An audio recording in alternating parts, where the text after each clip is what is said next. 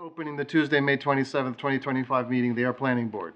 This meeting hearing of the Ayer Planning Board will be held in person at the location provided on this notice. Members of the public are welcome to attend this in-person meeting.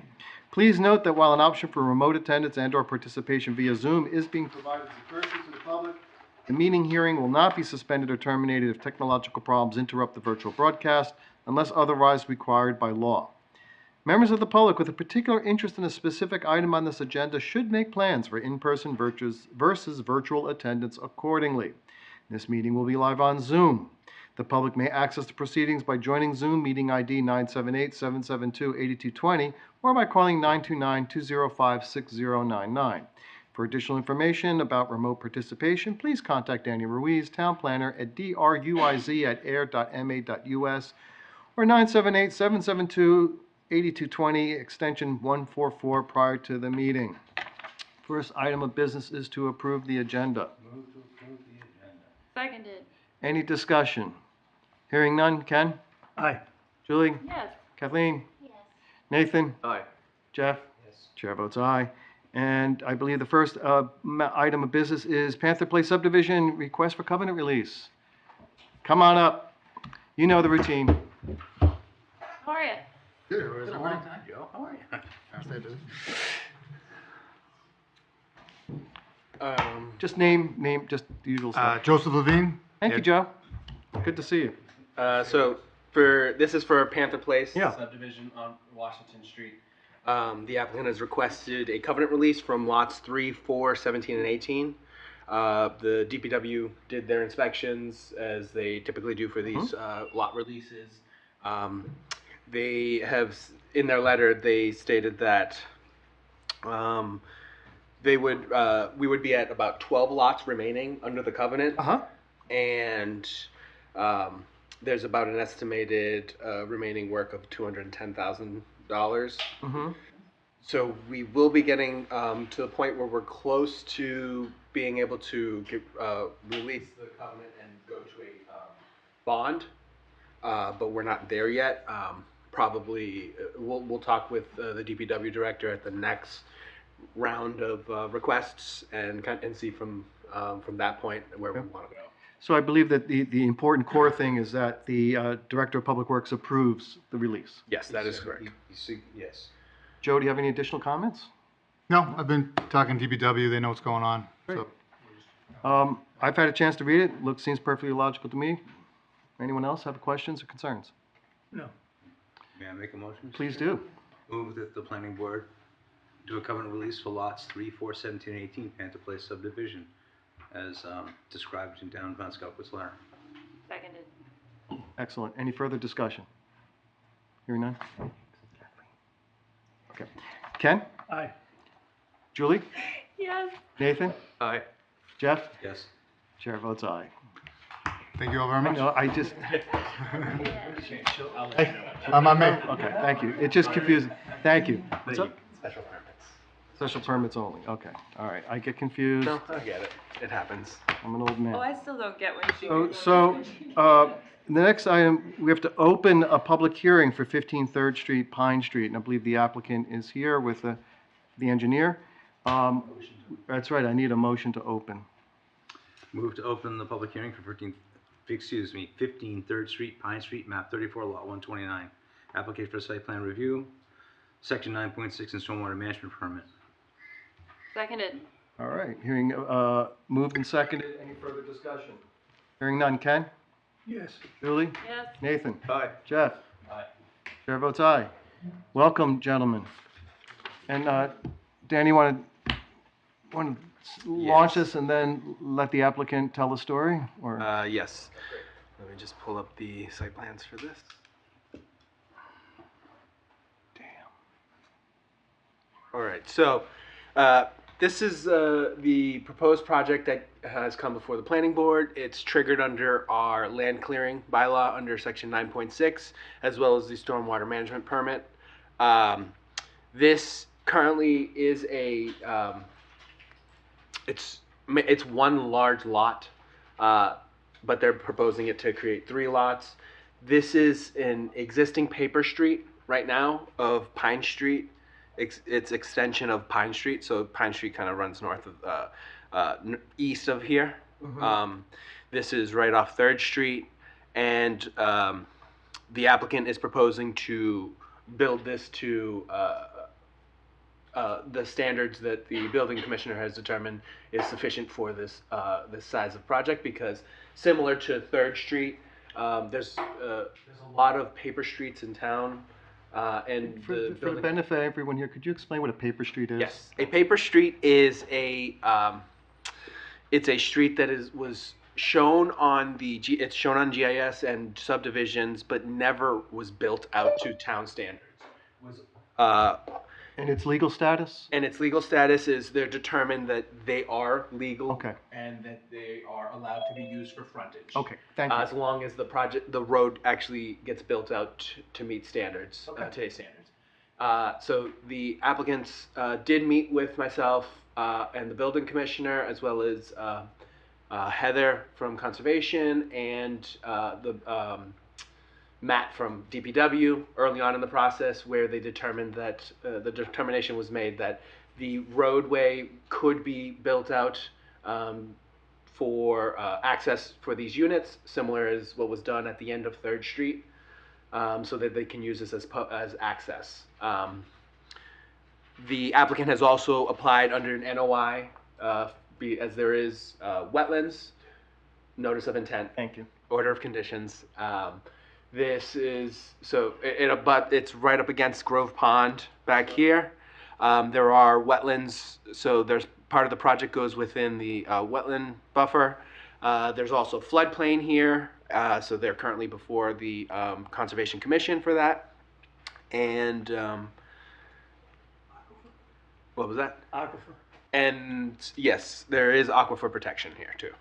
Actually, I'll have to confirm on that one. I don't.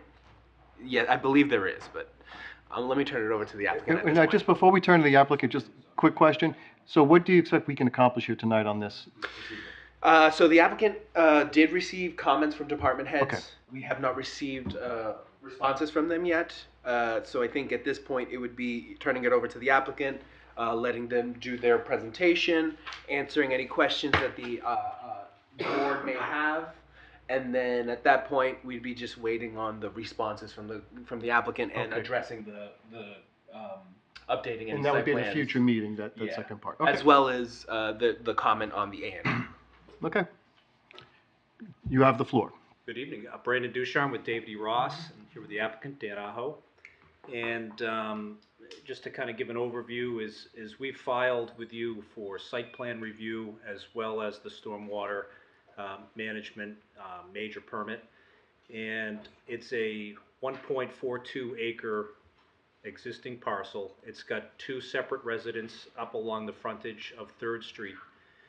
And the property is currently segregated. You can see it obviously along the bottom of the page. There's the Paper Street, Pine Street. And then as you come down 4th Street, heads in a northerly direction towards the circle at Shelley Lane.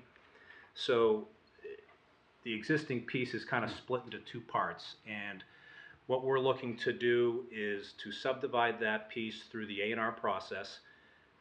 It's going to create 2 separate lots for each of the existing homes, which are lots 1 and 2. And then lot 3 is a 15,000 square foot proposed lot in excess of the 12,000 required for a single family home.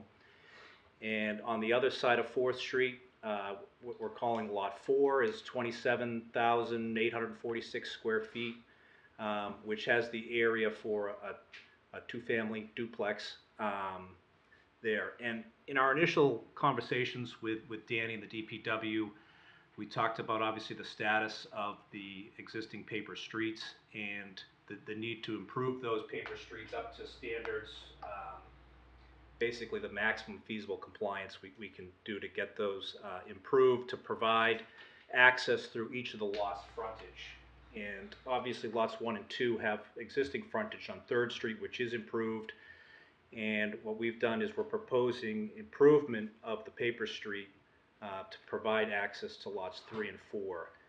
And one of the things in that conversation was obviously we wanted to address the stormwater management So we've done hydraulic analysis, prepared the drainage calculations to account for the improvements to both Pine and a section of 4th Street, as well as to account for any storm water that comes through the existing or the proposed lots. You can see there's a drainage basin identified on that plan. It's just south of the two-family home on Lot 4.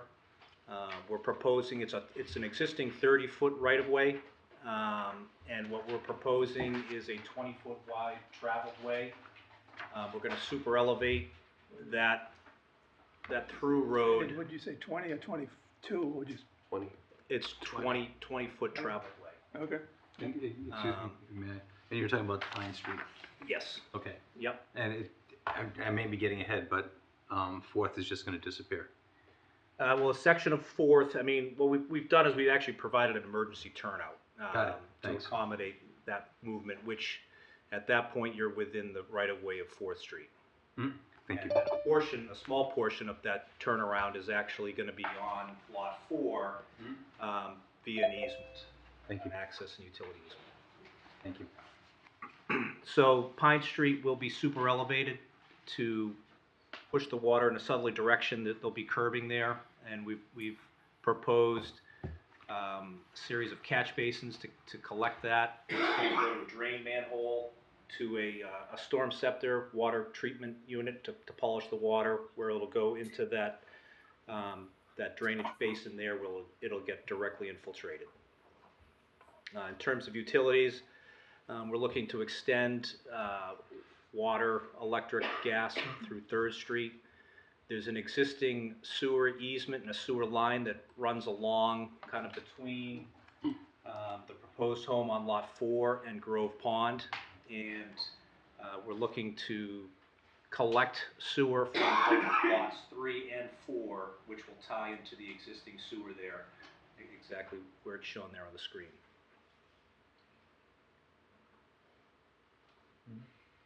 So similar to the previous one that we did down the road on 3rd Street, we pulled together applications. We've requested certain waivers that just pertain to the scale and the nature of this project being, a residential subdivision versus a commercial site plan with parking requirements and traffic and those sorts of things.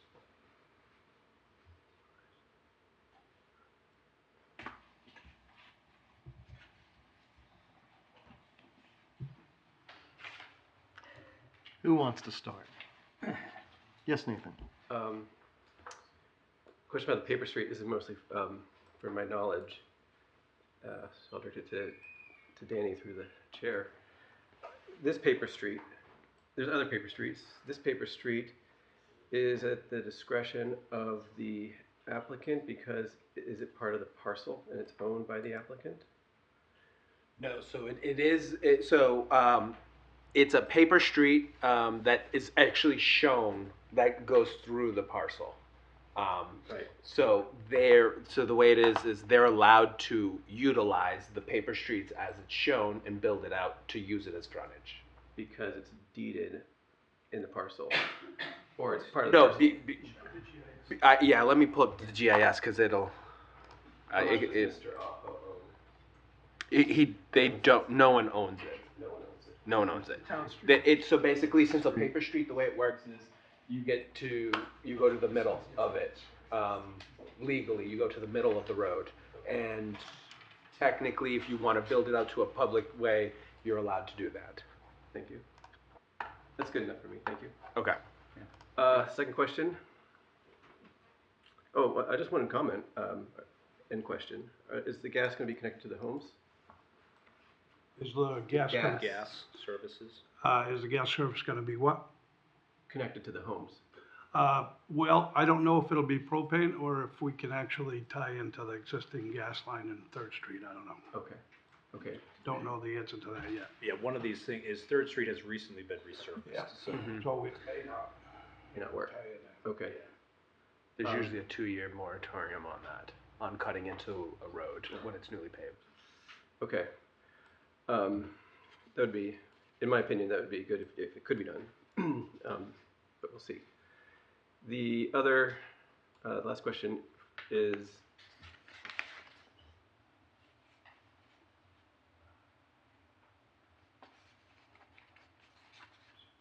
I can't read my notes. I'll come back if I. Okay, that's fair. That's fair. Anybody else? Sorry, do you mind if I? No, thank you. This is, we're adding 3 residences to a parcel that has 2 already. So we're going to 5 dwelling units. The, Inclusionary does not It's- trigger. it's 1 more, right? 6 with, Yeah, it would be a net increase of 5. okay. Thank you.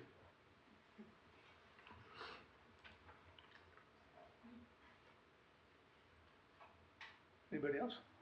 No? Okay, so just, Brandon, there's one small clarification. This line right here, does that belong there? Yeah, so that actually was added during the conservation process, so that is the limit of the ACEC, which is just, Okay. area of critical environmental concern. So it was pertinent to the notice of intent filing.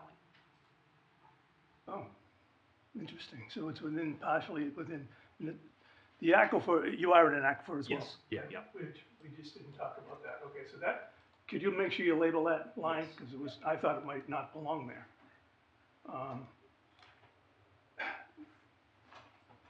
So really what we've got here is a situation where we had a town street laid out 100+ years ago. Yes. Just for clarification. And the street never got built on, it's been sitting there, people have been using it as though it's a regular piece of land that they could use, and now along has an opportunity arose that it can be developed. Yep. The 4th Street piece is not being improved like a town street, it looks like it's a driveway, more or less.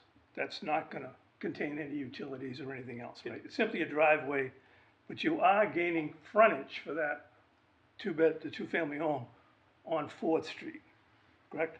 Yep. The frontage on the other house is on Pine Street, the single-family house. So you're telling us basically that all the stormwater from the new construction is being addressed in that new basin that you designed? Correct. Yeah.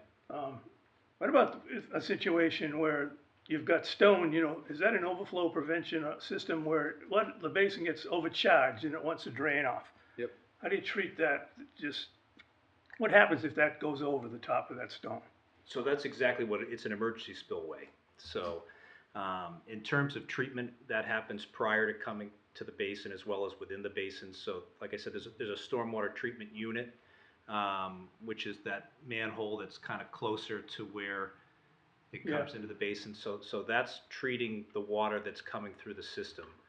And then you get obviously the settling within the basin. These are Class A soils, so it's anticipated that a lot of it's going to directly recharge right within the basin. But there is provided an emergency spillway. So Dan, when you are done with the project and that basin is sitting there, who maintains that basin?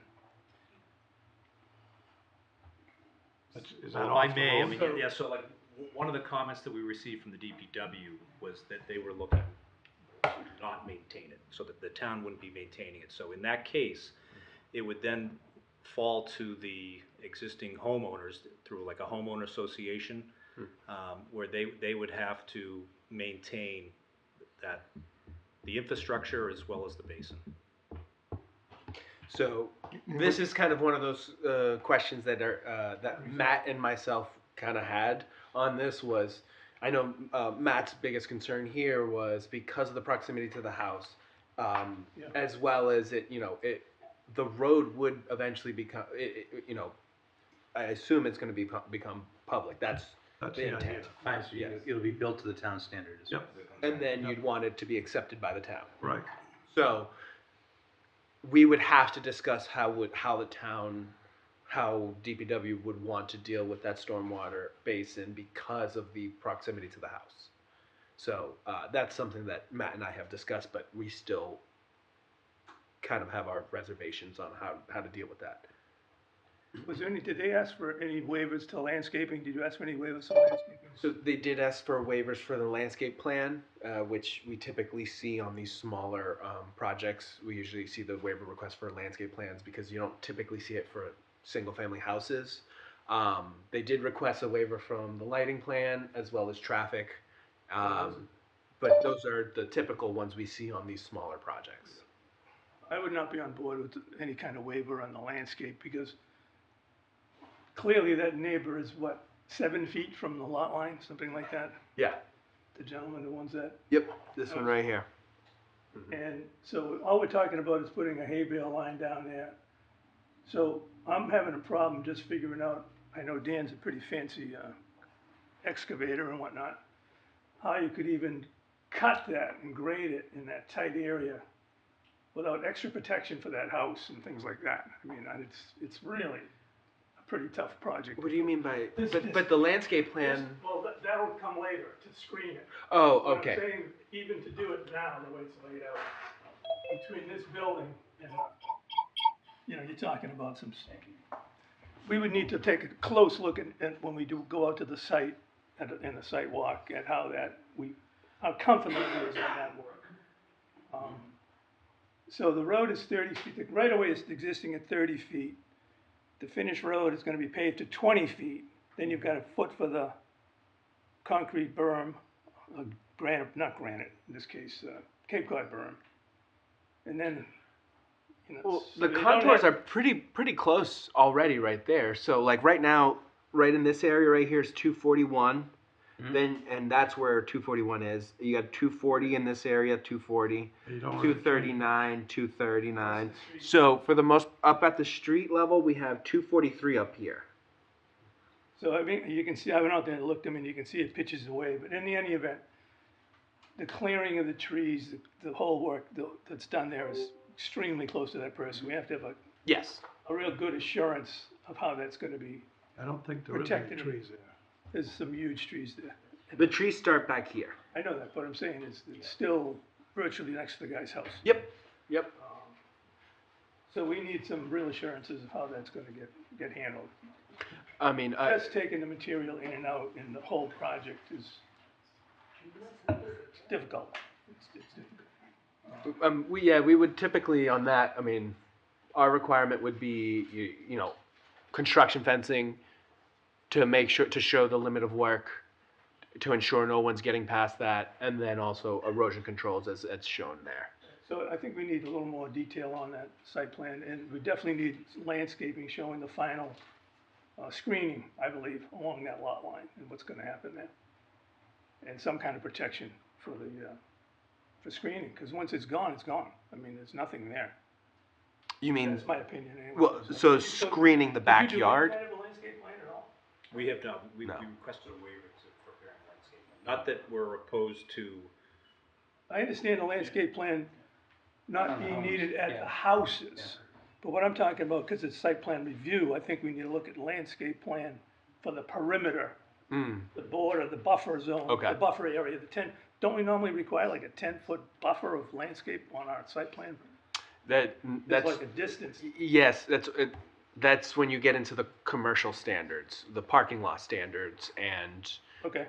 multifamily standards. There's I guess what I'm saying is, I'd like to see a little closer review of all the steps required in site plan review, them addressed individually as listed in our site plan review requirements, a narrative on each one, how we handle this, and just double check that it's all there before we, let it go, that's all. So I'm looking at, the site plan review regulations, and it basically talks about all the requirements. yeah, the one that's shown on our application. I'm talking about in our regulations, site plan review. Yeah, those are shown on our application. Okay. So 14, Yeah, that's the waiver that they requested. 14 is the one they requested? Yeah. Okay, so I'm not on board with that, based on what I just said. And my question on the utilities, are we proposing for underground electrical? Is it underground electrical? Okay, so it's no poles or anything going in. I'm asking, Dan, you're still thinking about it, I know. I know you're still thinking about it, that's why I'm asking the question. Okay, so I'm thinking that we do require underground electric with site. No, so typically National Grid makes a determination. No, this is a secondary down this, basically to the houses, but either way, I think we need a more thorough review of the, You need an electrical plan for what? Yeah, we don't, so I'm we just- don't typically deal, we don't, the planning board does not do that. The National Grid proposes a plan, they don't determine. okay, but And they won't see that for, if it was, Very long if it were a time. subdivision, our subdivision regulations would require an underground. utility. we would It's show, not subdivision, so it's a site plan. correct. But I'm recommending that the planning board condition it with underground electrical utilities, just so we don't see poles going down the street. That's my only, it may not happen, I'm just saying that. And I think you'll like it too, because it looks better than having poles and overhead wires going down the street. Anyway, that's, It also means trees bringing down wires and stuff, which is not an Yeah. uncommon thing around here. and then you have to maintain the Yeah. trees and cut them back, so. I'm just looking for a little more detail on the plan, and there was a section in here that I thought was required more, criteria for approval and so forth, just double check if we need any more narratives other than just a normal discussion on the drawing, if you would. They did provide a narrative. Okay, I got it. I think we might need more, that's all. Okay. So were we thinking of going through any of the comments this evening, or should we wait the next meeting for? So I would say that the bigger comments, we'd probably want to just, I just want to make sure that the board understands. So some of my comments, the bigger ones were. Yeah, you want to take us through the major points? Yes. Number 4 is big.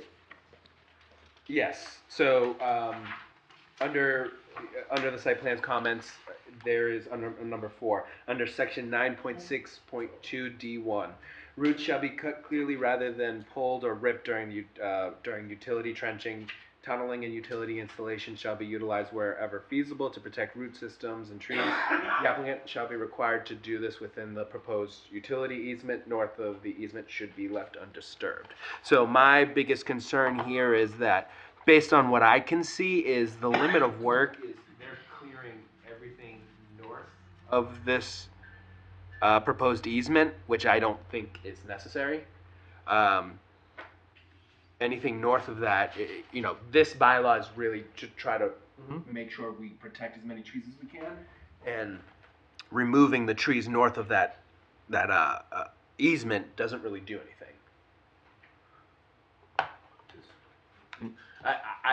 They haven't had a chance to respond okay. to them, so I don't want to put them on the spot Yeah. to make any. I know, I didn't want to put on the spot, but if you wanted to say something, you certainly can. That's, Yeah, no, I mean, I think it's a valid comment, and as you look at north of that easement there, I mean, what I would recommend is we look at what there are for specimen trees there, and obviously we can preserve those trees. Most of the grading that kind of covers that area is trying to create a drainage swale, just to carry any of that water that's coming down, from the direction of Shelley Lane and Lot 3, just to make sure it goes around the proposed building as opposed to, up against it. And obviously, we were looking to do a gradual swale, if you were, as opposed to like a ditch. That's kind of why it was elongated up to tie into the existing grades. It's pretty, with all that grading, you think there's a possibility that there are some trees. Yeah, I mean, It just. looks like the whole site is graded. That's my concern based on our regulations and the requirements. We're supposed to try to reduce all that grading as much as we can, and just in my opinion, I feel that any of that tree clearing north of the easement is just we're cutting down trees that I don't think is necessary. Okay. It's the 15 feet between the lot line. Yeah. And. Just. Yeah, I know, it adds some sort of a buffer. north of that. Exactly. And one of the abutters did provide a letter to Heather through the NOI process, and they had some concerns about screening back here. And that's just, I don't want to tear down all those trees along that way, if we can do as much as we can to reduce how much. Okay. So as I look at that area, and that's why, like, for instance, you can see there's a twin, I think 18-inch Yeah. oak that's shown. This one right here. You know, as you kind of move, down the easement there, we're proposing to modify the grades by probably less than a half a foot. So, it's not a big cut, so if there was a tree there, we could certainly work around it. Okay. Yeah. I think, and I don't know, you probably would know better, but I think on lot 3, there isn't, that's all like almost just grass. There's Yeah, no- this there's no one up, trees. yeah, definitely up here. So there's the tree line right here. On the next lot, a lot of that is open area. I don't know how Exactly. much. So we located most of the specimen trees, I mean, you can see. Yeah, you can see them shown on here. When I read that comment, I kind of looked around to see which ones we could work around. Certainly like that cherry up in the back, potentially, but, we should probably go look at those and. Yeah. And if I may, you made a comment, this is still before conservation also? Right. Because when I read the letter, I was just trying to figure out where we were in that Yeah. process. They're Okay. still before. It's still, okay, yeah. If I may, Mr. Chair, that's a quick question. Just in looking at Pine Street, the expectation is the runoff from Lot 3 and Lot 3 is gonna go to Pine Street and then run down and then back up on, let's say, call it northwest into the storm scepter. So you're gonna capture everything there. Yeah, Near so the it's gonna Essen go this Street. way. It's gonna Yeah. go down this way. Yeah, down. it's gonna sheet this way, end up on it's gonna Pine Street, it's gonna, the front, that's one to the left, also the far right. So both of those are going to drain into the storm scepter. Yep. Yeah, okay. Mr. Chair, Yes, sir. quick question, we could even bookmark this for later. You mentioned Danny, I meant the other 4 in miscellaneous. Yeah, I was wondering the same thing. Oh, yes, yes. So, that's another one, but I have an answer for that one. Too legal. Well, but let me give you the question, just so that's on record. Yep. Why is lot 2 legal? Yes. So under our bylaws, under section 5,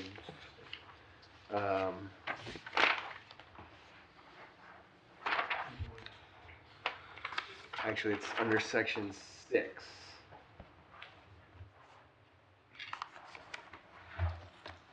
So under section 6 of our bylaw, 6.3 F, division of developed lots. Any lot on which more than one house existed at the time of the adoption of this bylaw may be divided and sold to separate owners and used as follows.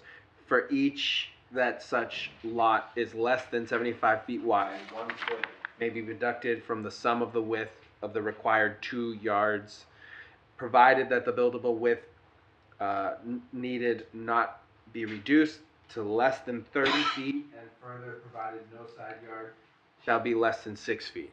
So this is a similar occasion in which the Sandy Farm property with those 2 houses that were on the same lot, they were allowed to A&R those into 2 separate lots. That's the same determination here from the building commissioner. So it's done through the A&R, but it's what they call an 81L. Yeah. It allows you to separate 2 existing residences. Okay. If they were in existence before zoning. Yeah, before zoning. And our zoning went into place in 1972, I believe. Okay.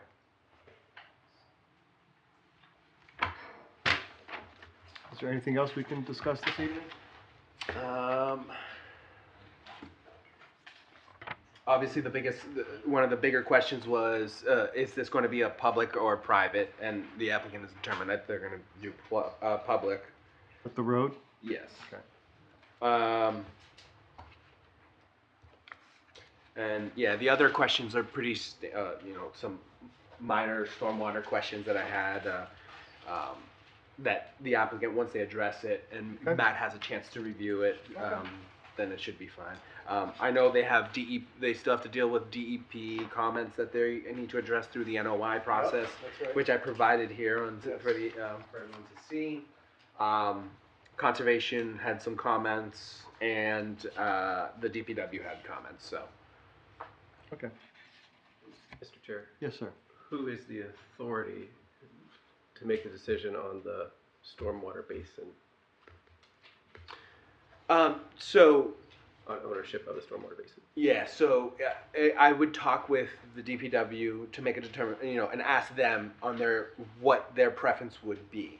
And then at that point, I would let the board know what the preference of the DPW is, and then the board would make a final determination. Okay. So, should we wrap this up for this evening? I just want to, any further comments from the board? I want to, one moment, please. Yes, I'd like to open up for public comment specifically on this particular project. Yes, would you like to step up? Yeah, thank you. Lauren Herring. Question of clarification first, which is I don't understand where the driveways are for these two homes. Could you just point them out for me? So, one driveway is here, coming off of Pine Street, Okay. and then the other one is coming down here. I'm not seeing that one very well, but Yeah, so you see this dash line? Trying to see the line. That's the outline of the pavement. all right. So that's a large amount of impervious layers. Okay, so I wanted to point out that DPW did clearly state that they will not maintain that retention pond, and so that has to be worked out. And I'm noticing that the retention pond is also very close to Grove Pond. We are working hard to protect Grove Pond, and I would be concerned about all the runoff and whatever is on the roads going, getting into the ponds, especially considering this is both a drinking water source. It's a zone 2 for the Grove Pond wells, and as you pointed out, it does infringe a little bit on the ACEC. And I'm wondering if that line is accurate. I don't know how that's determined exactly, but somebody here might know a little more about ACEC and the protection of it. There's a little bit of what you're sketching out here that's right in the ACEC, and that's of concern. And I agree with what Mr. Diskin said about being concerned about the neighbors and the impact on them. I'm assuming since they're butters, they've already been notified? Yep. That's really close to somebody else's home, so very sensitive area that you're proposing to develop in. A lot of impervious soil, and what's going to be happening with that retention pond, because DPW said clearly they will not take it on. So yeah, so I had a conversation with Matt after the letter. They weren't sure whether it was going to be private or public. That was the main concern. Why? They may be open to actually maintaining it or not, but we have to really discuss that further. So that is a concern that needs to be addressed. In terms of the ACEC and the proximity to Grove Pond, that goes through conservation. Because that's within the buffer, so that falls within their jurisdiction. Who manages the ACEC? Is that conservation? That's a state-run entity, and ACEC just there's certain triggers for ACECs. Like, so if you're doing, based on this, what I see here, they would be exempt from this, I believe, because single-family homes are exempt. Thank you. I think we'll look for continuation. Yeah, Oh, there's a comment in the back? Yep. I'm sorry, I didn't see you. Get one more question Public too. comment, Beth Stidmeyer, Nashua Street. A couple of things that I would like the board and the developer to consider, or the applicants to consider. For the stormwater, I think it's really important that the basin and the design be pulled out of the 100-foot buffer area, which is also coincident with the ACEC boundary, is my understanding. I presume that there was a delineation of wetlands done specifically for this project in this vicinity. I just want clarification on that. Wetlands. Heather, can I ask you? Do you know if they did a wetland delineation, correct, under your NOI? It's in the middle of it. Yes, they did the delineation for the NOI for that, and the commission did do a site visit. The question of the ACEC came out of DEP's comments. The commission has not met and discussed that 100% since then, so we'll bring that up when we have our meeting on the 12th. I did look up just to confirm that the ACEC delineation is the 100-foot buffer zone line. So it's coincident with the 100-foot buffer to Grove Pond and the wetlands there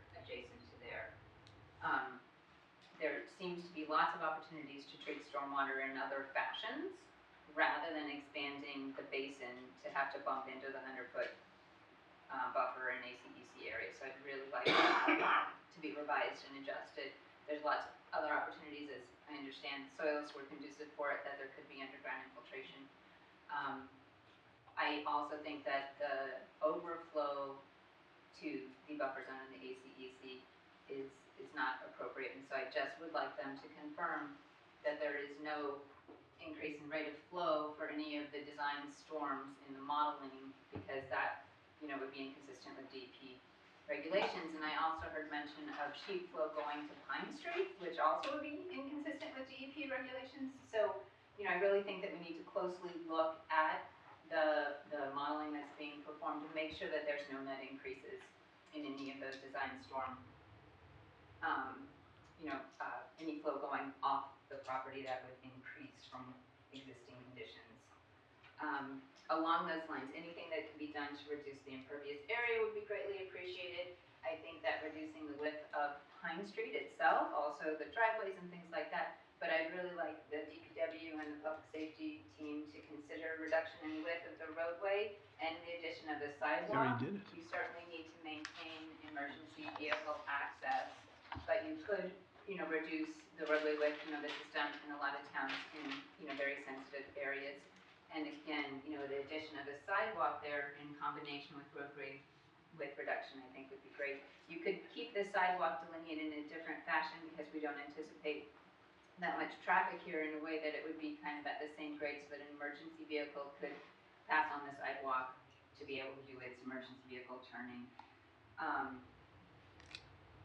I also definitely want to reiterate that tree protection plan would be very important. Reducing the amount of grading that you could do here would be very important, and then certainly having a robust landscape plan, again, because we are right next to an impaired water body in an aquifer adjacent to an I'm hoping that all the disturbance gets out of the wetland buffer in the ACEC, but you'll still be adjacent to it, so that is all very important, as well as considering invasive species control, because we do have a lot of invasives, in the pond area.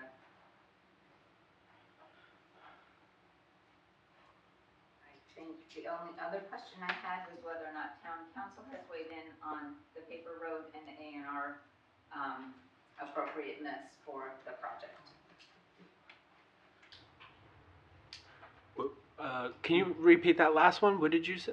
Whether or not town council has weighed in on the questions related to the paper street approvals and the A&R allowances. A&R allowances. Yeah, I'm not sure what you mean by that. That you were talking, the way that you were referencing the ability for them to separate the lot. That's illegal. That's It's a- a state law. That's a state law. It already complies with that. That's 81L. Is that it? No question on the A&R stuff. Now, do I have a motion to continue, for continuance? I have one more comment. You do? Okay. Sorry. If you don't mind, Danny and Heather. So on the notes from the setbacks in DEP, Yep. could, the second paragraph where it talks about being within the wellhead protection area, considered critical area. Says this discharge is near the critical area, required to demonstrate compliance with standard 6. Could you get that for me, for the, what standard 6 is? So we have a way to rationalize that as a planning board? I don't know what it is, but it must be one of their standards. Yeah, it's a stormwater standards. It's a 10 stormwater standard.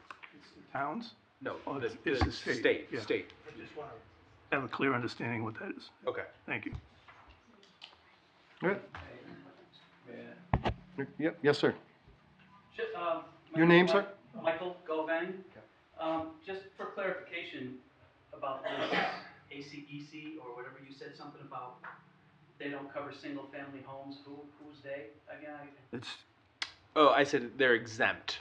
Exempt? Because It's you a said single-family home, that's a two-family home there in that area. single Is and that the same thing? single and duplex. Okay, cool. Just want to clarify that. Yep. Thank you. So they're exempt from MEPA filing, so they don't have to file an E&F, but they're not exempt from consideration of the impact to an ACEC. That falls outside. It's valid. I would ask, Mr. Chair, would it be beneficial to do a site walk on this property earlier versus? Oh, later? eventually, yeah. Okay, if we're gonna do a continuation, can we handle the site walk before we handle continuation? Yeah. We should look at the dates of when you guys would like to do. Generally Thursday mornings at 8 or 10 have been successful. Yeah. That seems to be the unofficial, yep. So I would suggest, so our next hearing is June 10th. I would suggest possibly, I mean, I can't make this Thursday, but we could do the 5th. I can't make the 5th. So if the board wants to do it without me, that's okay. I can ask Heather if she can go along with the board as well. I cannot make the 5th. Okay. So, the following week, which is, The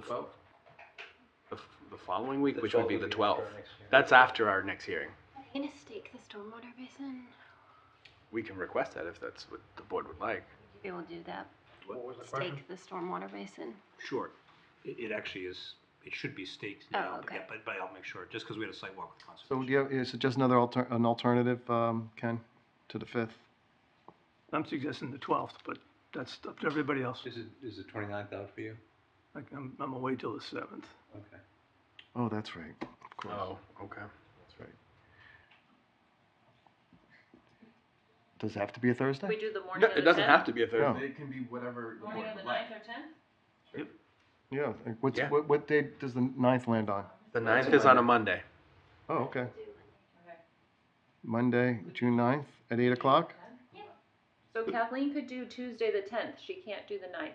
I know we can't aim for perfection here, but I We at could least do want to the- voice that. Tuesday The 10th morning? The 10th works. Tuesday the 10th works. Okay, 10th is great. good. 8 Okay. a.m. on the 10th? Yeah, 8 a.m. on the 10th. Hey, we can get stuff done. Make sure I get my dates. Yeah.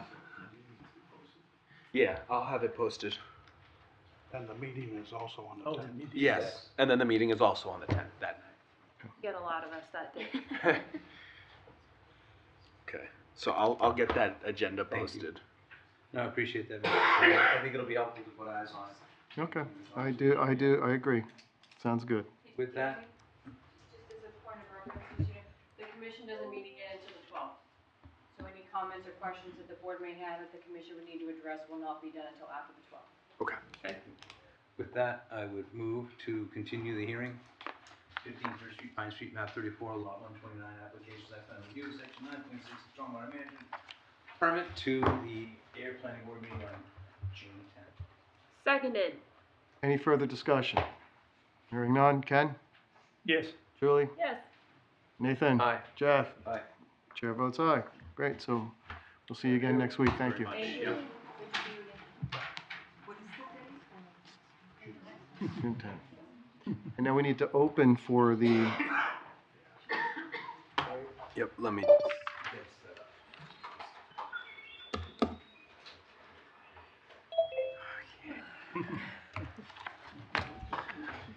well, we'll get through what we can get through. Yeah. All right, so yes, we need to open the public hearing for the special permit. Motion. I'll make a motion. Oh, go ahead. You do it, Jeff. You're so good at it. Move to reopen the hearing, 0 High Street. No, Oh. motion to, it's a new one. Oh, I'm sorry. Move This- to, yes, I was looking at, thank you. Move to open a hearing, 0 High Street and 38 Groton Harbor Road, Lincoln Hills, 127, houses 28, 30, 41, 65, 70, and 89. Application special permit. Read the whole thing? Applicant Yes. Lincoln Developers. Proposal, the applicant is requesting a special permit to allow for a density bonus in the proposed 55-unit open space residential development known as Lincoln Hills. Okay, great. Do I have a second? Seconded. Any discussion? Hearing none. Ken? Aye. Julie? Yes. Nathan? Aye. Jeff? Aye. Chair votes aye. May I ask a point of order, Mr. Chair? Please Do you do. also want to open the site plan review at the same time? So That's- it's an already open Yeah, I know, public that's- hearing, so we're gonna we're joining them together. Okay, so we will be able to discuss both items at the same time? Yes, we now? can. Yes, I just wanted to And then- be clear on And then when we everything. do a continuance, Just it'll be like- for both, Yes, right? yeah. Just Just Combined. like we did with Stratton Hill. I understand, I just, Yep. I want everybody on the Yes, same page. yes. How many months did we do that for? Oh, So, but it was a win at the end. so now that we open these up, That's who you talked to. Danny, can you Yes. explain to us what we can get through this evening? So this evening, what are we gonna focus on Yes. with this? So on the agenda, we have the special permit for the density bonuses. So we'll discuss those. There's also an update on the stormwater peer review. There's the traffic peer review discussion and the department head review comments and applicant responses. Okay. My preference would be to first take the traffic peer review discussion. Okay. We have Amy Allen, who's on as well from Green International, to help to discuss the comments and the responses from the applicant.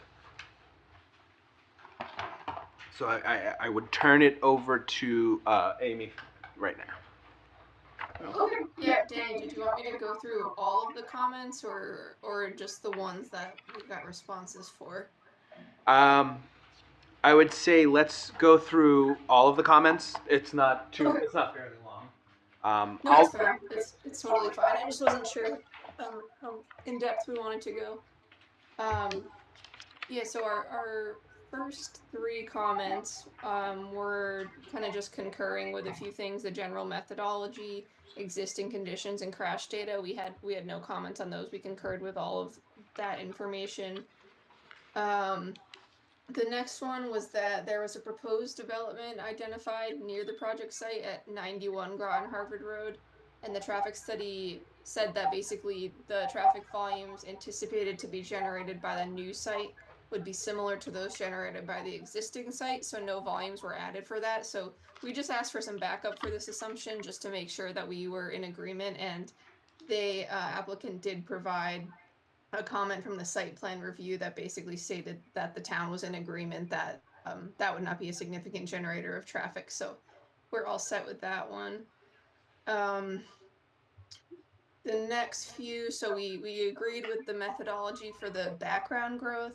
We agreed with the trip generation, which was 416 daily trips, 26 trips during the AM peak hour, 34 during the PM peak hour. So we agree with that methodology and those estimations. We agree also with the way that the trips were distributed based on the census data that is typical for a residential development. You'd look at basically the journey to work data where most people who live in Ayer are working and then assign trips to the roadway that way. And that is what they did, and we concurred with that methodology. And then the next thing was the operational analysis. So because it was relatively low volume, we agree that we don't expect to see much of an increase in delay associated with these trips. It came out, if you look at 34 trips during the PM peak hour, that's about one car every 2 minutes. So it's not really expected to add any delay at those intersections that they'd be passing through.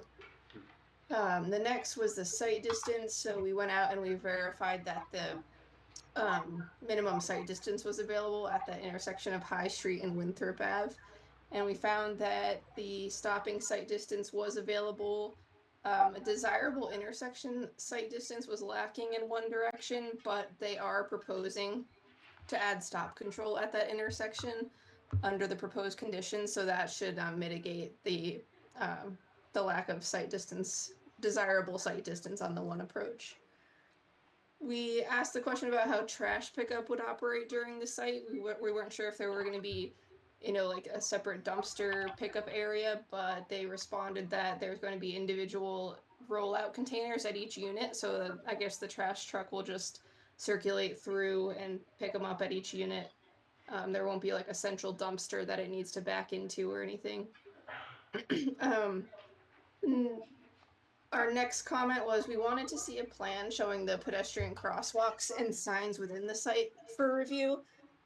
They did provide that plan to us, and we had a couple additional comments on that. We thought there was a good opportunity to add one more crosswalk, and then we would also like to see stop bars and stop signs at the internal sections internal to the site, just to make it clear who needs to stop for who and yield for who. So that's one revision that we would like to see. We also asked that they show the ADA accessible parking spaces, and I understand that there was no requirement on this one because there were not any like large parking lots within the site, but they did provide a plan showing one accessible parking space. Another comment we had, this was kind of a general comment about how the traffic accessing this site is going to be passing through the assisted living parking lot. And we wanted to just make sure that there were signs or markings or something to make that as safe as possible. They did respond and said that there was some agreement being worked out with that facility to construct additional parking in a different area on their site to eliminate that conflict. So I guess that satisfies us at this point, although we would be happy to take a look at that plan in the future to make sure that we are in agreement with it. May I ask a question? Yeah, of course. While you're on that entrance at High Street, what do you think about that turning radius and the proximity to the building there, and just the tightness of that turn is the major, really the point of entrance and egress to the site? Do you see any issues with that? So I did see they did provide the turning movements at some point. I'll need to look back. I can't find it in this plan set, but I thought I had seen some turning movements that showed that the heavy vehicles are able to access that, but I'll double check that, and if I can't find it, I'll request it again. Right, thank you. Yeah, no problem. Okay. The next one, we do agree that the intersection of High Street and Winthrop Street, it would be beneficial to provide stop control at that intersection. We also think that because you'd be introducing a new stop condition that doesn't exist today, it would be helpful to put some stop ahead signs in advance of the intersection just to warn drivers that there's that they need to start slowing down and stopping. We do think that this should be made a condition of approval because we think it's pretty important to accessing the site. Can you hold on? Is that recommendation 13 she's talking about? Or maybe Yeah, 14. That was 14. That's 14. Did we thoroughly cover 13, the recommendations in the response? Yeah, so I mentioned that one that it seems that there's an agreement that will be taking place to relocate some of the existing parking. It doesn't sound like there's any plan yet showing that, so I guess until there's a plan available, we can't really comment further on this one. Amy, 13. Oh, So- there's two here. Oh, my sorry. God, there's two 13s. It's a typo. Oh, Sorry. Oh, sorry, I'm already numbered on the one I'm looking at. Sorry. They renumbered it. Oh, I get it. 213s on mine. What are you talking There's about? 2 foot. It's a whole mess. On here. the applicant's response, there's 213. Oh, I So see. the green, this one up here, the one that I sent you guys, just what we got earlier, has it fixed. Oh, yeah, sorry. So which one are you So asking she about? inserted an 11A, is what you're saying. That's her newest comment. 11A is the newest comment based on the newest site plan. Can I see which? This is, that's what I saw, online. You're talking about Talking about off-site with the granite curb and stuff like that. off-site marking in the show, The but second 13.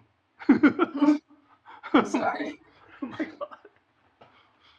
we haven't gotten to that. I didn't think she commented. That's- Yeah, because we I haven't believe gotten that's that. 15 Yeah, that's on our 15. Yeah, we list. haven't gotten to that.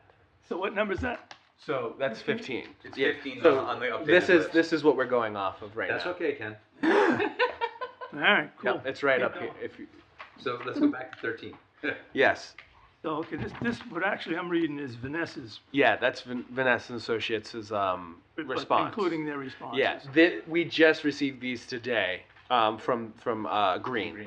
So, I on mine, I'm only on like 12, I guess. yeah, so we're on right now. We're on 13. No, 14 on Greens, which is And the Winthrop one.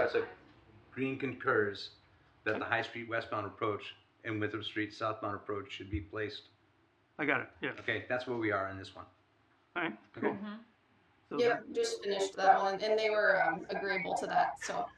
And just on that quickly, the applicant did provide me with a plan for the new parking lot Oh, that I can send over to Amy, and I can also send those out to the board. Technically, it's not part of this application. It would be its own separate site plan application, which they would still need to come before the planning board. So, but I can get that information over to the board members as well as to Green. But it's solving the problem of the parking and on the southerly side of the building. That is correct. Got it, okay, good. Or it's changing, it's a solution to the problem of the current parking on the south side of the building. Okay, good, thank you. Okay, so the new 15, which is your 13. yeah, so the next one that the traffic study had stated that a crosswalk would be placed on the west leg of the intersection of High Street and Winthrop. We did not agree that it should go on the west side. We thought it should go on the east leg, actually, and I'm not sure, maybe it was a typo in the original report. And then we also think that along the frontage of the assisted living facility, there's kind of a sidewalk, but not. There's like a flush area. When I was out on site, there were vehicles parked on it. So just to you know, formally establish that pedestrian connection, it would be nice to have a raised sidewalk with a vertical curb along there. So a crosswalk across that east leg, and then sidewalk continuing north from there and tying into the existing sidewalk that I think starts at the next property to the north anyway.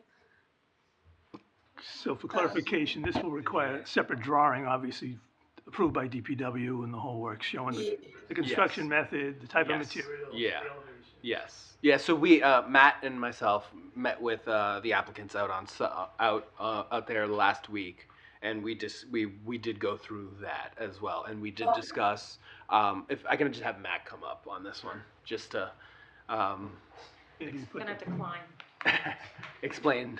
I'd have to put the plan up, so. Yeah. Yep. With that, or put up the GIS drawing or something, so we haven't, we know what we're talking about. Yes. Because east leg, west leg can be a little bit confusing for people. Hello. Hi, good to see you. Good to see you too.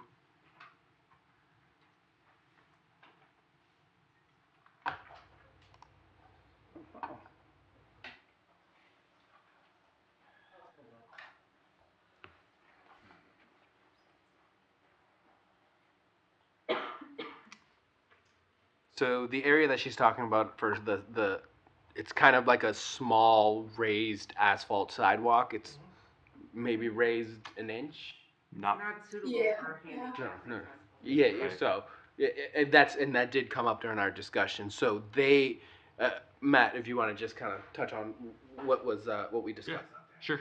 So basically, that little tiny half sidewalk in front of the VOA, that would be a formal sidewalk to town standards, and that would run along the whole frontage of the assisted living facility. That new sidewalk, and right where your mouse is, Danny, there would be a crosswalk going across from there to the south side of the road. I think.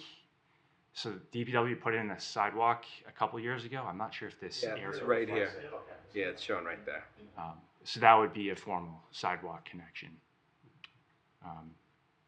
And I think that's a pretty reasonable request to have that a condition of approval for this project. Let me see. And depending on what happens, if there's a movement of those parking spaces, the sidewalk will go to the end. Yeah. It all depends on what happens to those parking spaces. Yeah. Exactly. Yeah, so it's a little bit unknown at this point. But the east leg is right there, so it continues down and across It would High come Street. down here and then across down here. On the east side. Connects to that And existing. yeah, and exactly, it would connect to here. And based on our discussion out on the site, these parking spaces would potentially stay, and then all these would be removed, and that would be where a dock station. It'd be striped for them to pull off their trucks and unload their trucks, whatever they bring in. Yeah, because they also have dumpster areas back there and some other things. Yeah, they do have them right here. So it's just remove the conflict from that area in one form or another. Yeah, and it would be proposed based on the plan. It would connect off of this and in this area, where this is the flattest area. Parking. We'll see. I mean, we don't have our goals in front of us, so. Now, I know this is somewhat related to traffic, but DPW is working with them for the redesign of the High Street from Winthrop to the project, to build it to town standards. Yeah, we would basically review the plan and just make sure They the haven't given us details. a plan for that. What's that? They have not given us a plan for that. You haven't? Correct. No plan yet. Because you can see the alignment of the High Street on the left is not aligned with the driveway on the right. You mean, over Pavement, here? the sidewalk and everything. You mean right, yeah. So we did discuss about this, potentially being able to That's gotta add, be a sidewalk. add the sidewalk here as a connectivity to go down here. Since there is the space, it would work. But we have an expectation that we're gonna receive a plan from the applicant for that distance from the intersection to the entrance to their property, right? Yeah, we would need that. Or we could, we'd either need it now or condition it. Okay, thank you.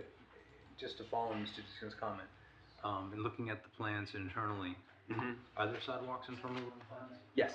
Okay. Yep. There's one sidewalk, I can. I think there's one on one side of the road, not Yep. both sides of the road. No, If I- just on one side of If the I road. recall, yep. That is And correct. let's hope that they connect. Let me just pull them up in the new tab. While that's loading, you can keep going. Yeah. Let's just go back to the other comments. It's still loading, so yeah, we can go back to these comments. We can come back. So I think we're at 15. We just finished 15, yeah. Yep. So the next one is number 16. Okay, so this one, it might be helpful to actually go back to that GIS map you were looking at for this one. So about 300 feet to the west, so just off of, 300 feet to the west, we noticed that there were existing curb ramps, but there's no actually marked crosswalk there.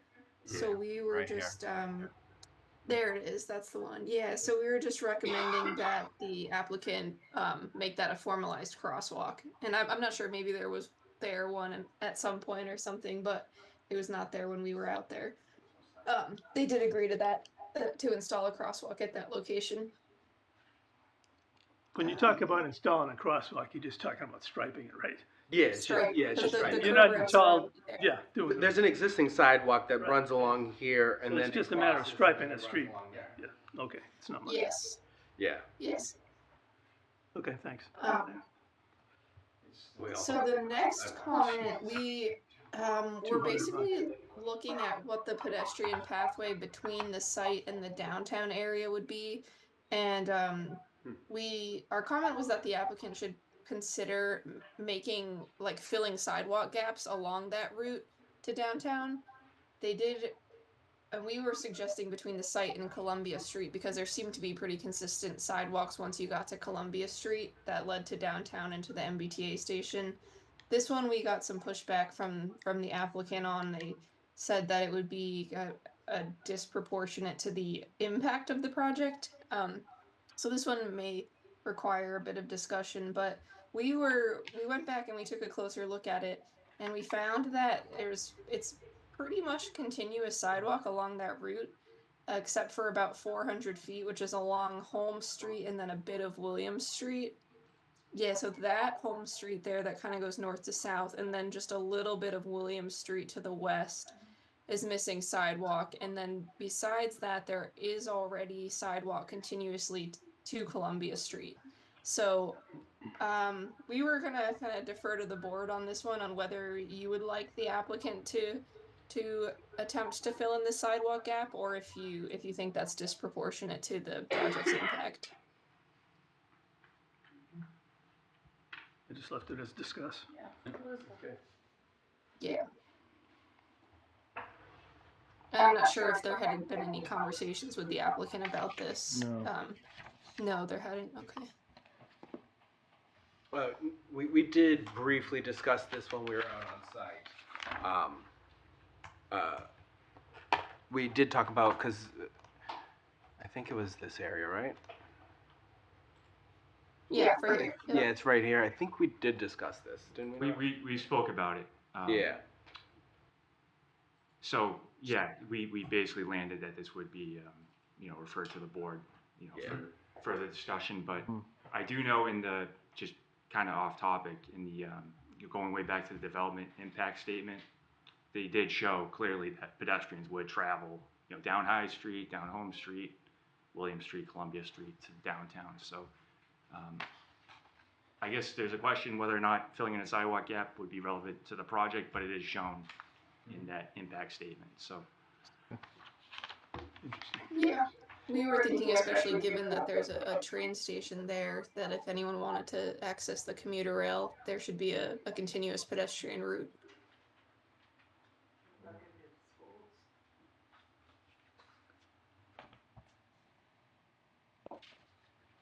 I don't know if the board wants to discuss this now or at a. I'd rather wait. Yeah, we'll wait. Yeah, let's. So this is a new comment, well, no, this is, so the applicant has not responded to these comments. So if the board wants to discuss these at the next meeting. Isn't there one more? Yeah, there's a couple more comments. I just mean specifically this one. We can talk about this at the next meeting Okay. when the applicants had a chance to respond. Right, because the applicant has not had a chance. I just want everyone to understand. Okay. Yeah. Can you summarize what the issue is? Electric vehicles? No, just the one that we were just discussing. Oh, yes. The Yeah, we sidewalk. got there yet, Nathan. I agree. Okay. Yep. Yeah, and then our last comment was just regarding providing electric vehicle charging stations or bicycle racks. We just wanted them to consider it. We didn't want it to be required, but they replied that basically the electric vehicle charging stations, it would kind of be up to the individual homeowners if they wanted to install them in their own garages, which I think is reasonable. And then they had a similar response that most homeowners will probably store bicycles within their garages, but that they're open to adding bicycle racks. So our response here was, we're in agreement about the electric vehicle charging stations, but we still do think that it would be nice to have some bicycle racks, maybe in some of the like communal parking areas or something, just for visitors or anyone who wanted to bike to see someone there and not park in their garage. It seems like a kind of a small expense, though.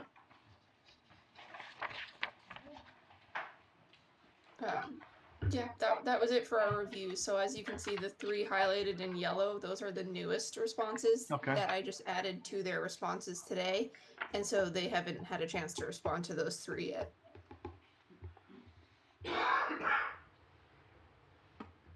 All right. Board? Yep. In terms of, we'll talk about the open stuff at the next comment, at the next meeting when the applicant has a chance to respond, correct? Yeah, I just wanted to see if the board has any questions for Amy based on the discussion right now. I don't think. Yes. Go ahead, Nathan. You mentioned 413 daily, 416. 416, yeah. 416 daily trips. What percentage are heading down Columbia to Route 2? Let me double check what they had for percentages.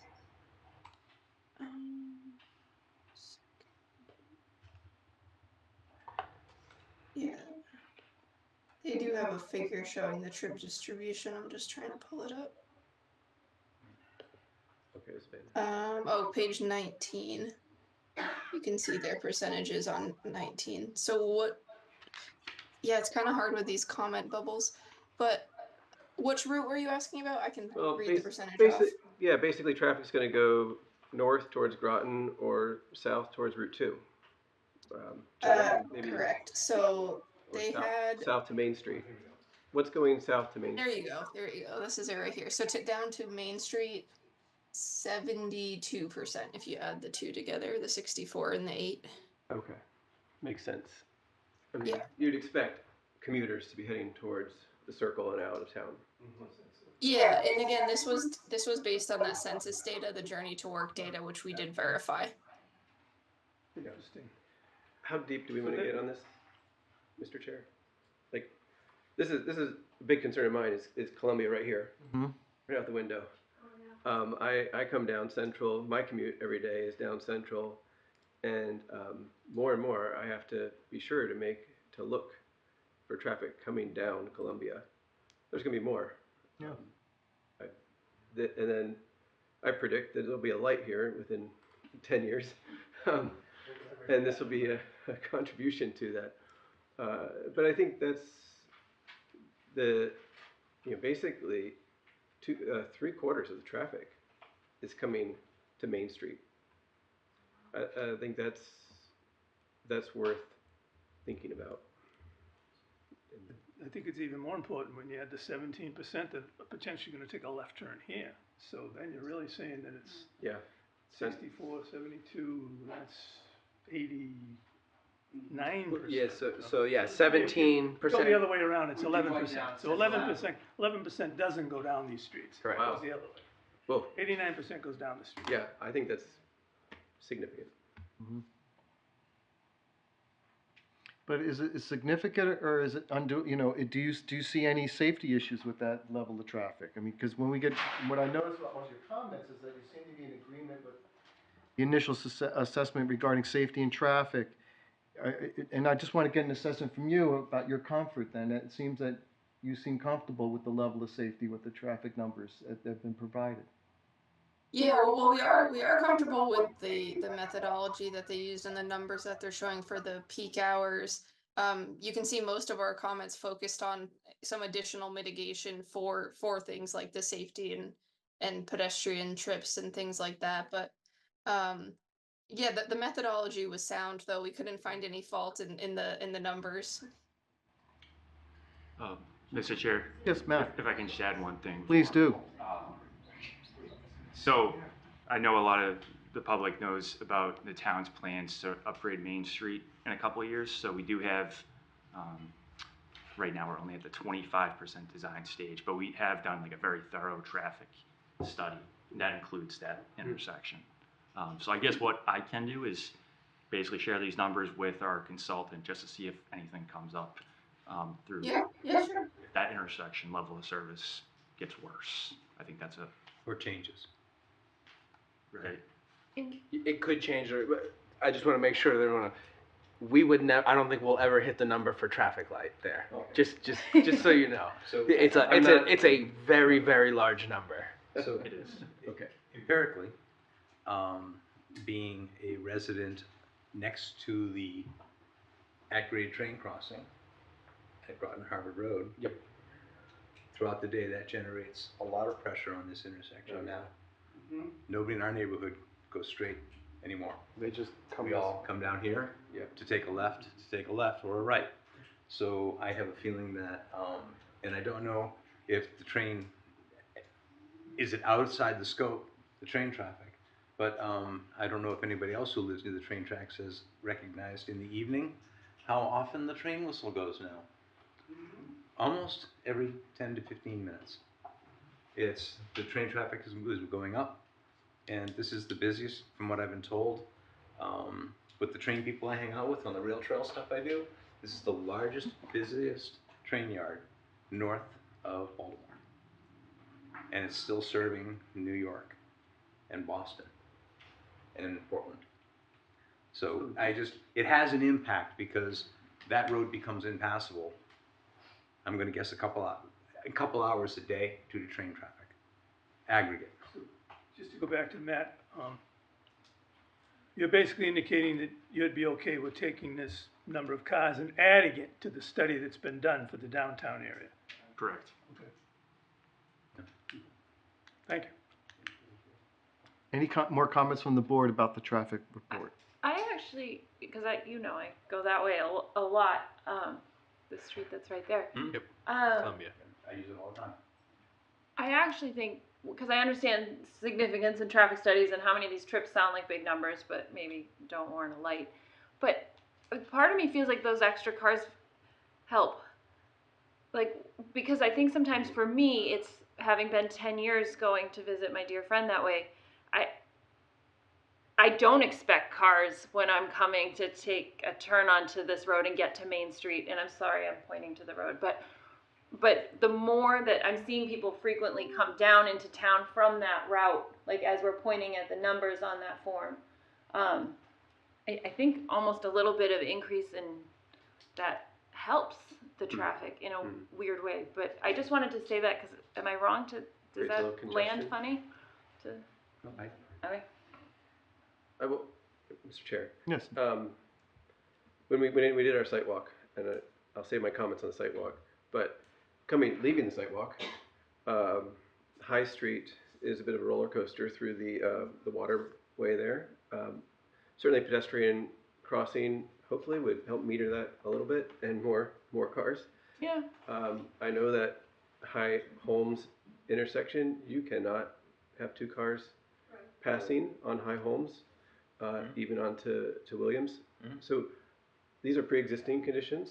I think somewhere between, my opinion, somewhere between the application and the DPW, but I would suggest to, at the very least, the DPW,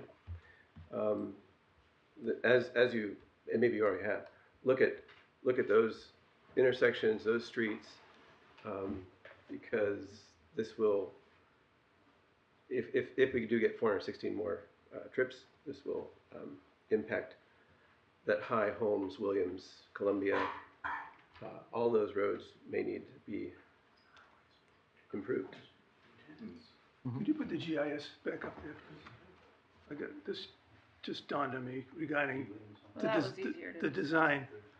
So, Matt, I was gonna ask you on, those right-of-ways, William Street clearly looks like it's a wider right-of-way. It could be a 40-foot right-of-way. Do you know the width of those right-of-ways? Homes in High Street. Homes and where High Street comes in. In other words, is Holmes apt to be narrower in its existing condition, therefore more difficult to rebuild? I see what you're saying. Probably a 30-foot right-of-way is what I mean, just based on what I can see there. Which would be an Which unusually is, narrow which is, right-of-way for town. we have a couple of streets in town that are 30-foot right-of-ways, which are small. Yeah. And the coming down Holmes to Williams, you can't see a thing because that house is in the way. This one right here? Coming down to the bottom. Oh, down here, yeah, because of this one. I've been startled multiple times on Yeah. on that intersection. So could we just ask Matt to, at the next meeting, just give us an idea of those right-of-ways and Absolutely. what the chances are that maybe DPW could help design a better way to get around those corners? Would you like a concept plan or something? Just simple, something simple, just. Yeah, And there's often cars parked on both sides of that road. Yeah, as you can see right here, The second house going up, 262-254, I believe it always has cars parked on the curb in front of it. Did Green look at any of that, like the parking along the road situation and all, and how that could impact turning radiuses and traffic and stuff? Maybe those should be no parking. Yeah, we didn't analyze along the route between the site and the downtown. We could take a look at it if you'd like, though, for the next review, That's next up to you. round. Yeah. I'm just thinking the pinch point looks like it's right there. Yeah. Yeah. It's definitely the toughest. I mean, driving up there, it's definitely the toughest one because it's the smallest, definitely the smallest portion of the area, the tightest area, especially with the cars that are parked here. It's definitely, and especially like up here too. Like this is used as a driveway, like they park up here all the time. So it's definitely more it's the most congested area. And actually, and I think to our suggestion to add a sidewalk here, I think you would basically eliminate the ability for on-street parking if you had a formalized sidewalk there with a vertical curb, so that could give you a bit of a traffic calming effect as well. And if you could expand it just to include the turn onto Lincoln Street, because that's also, it's. But High Street is more, it looks like a wider thoroughfare, Yeah. maybe it is. But I believe Lincoln is also a narrow street. The one that's just off to the upper corner. Yes, it is. Mhm. I think Lincoln is also a narrower street. Yeah, Lincoln. Yeah. I think Lincoln and Holmes are almost the same layout. A lot of these are. High and Williams are are the same. Lincoln and Holmes are. Yeah, a lot of these were put in during the same subdivision. Oh, yeah, absolutely. A lot, you know. No, So a lot of absolutely. these were. Some of these are like the Lincoln Street, Holmes, or there's an Adams Road here, Paper Street, Norwood Ave. Like you yeah, know, exactly.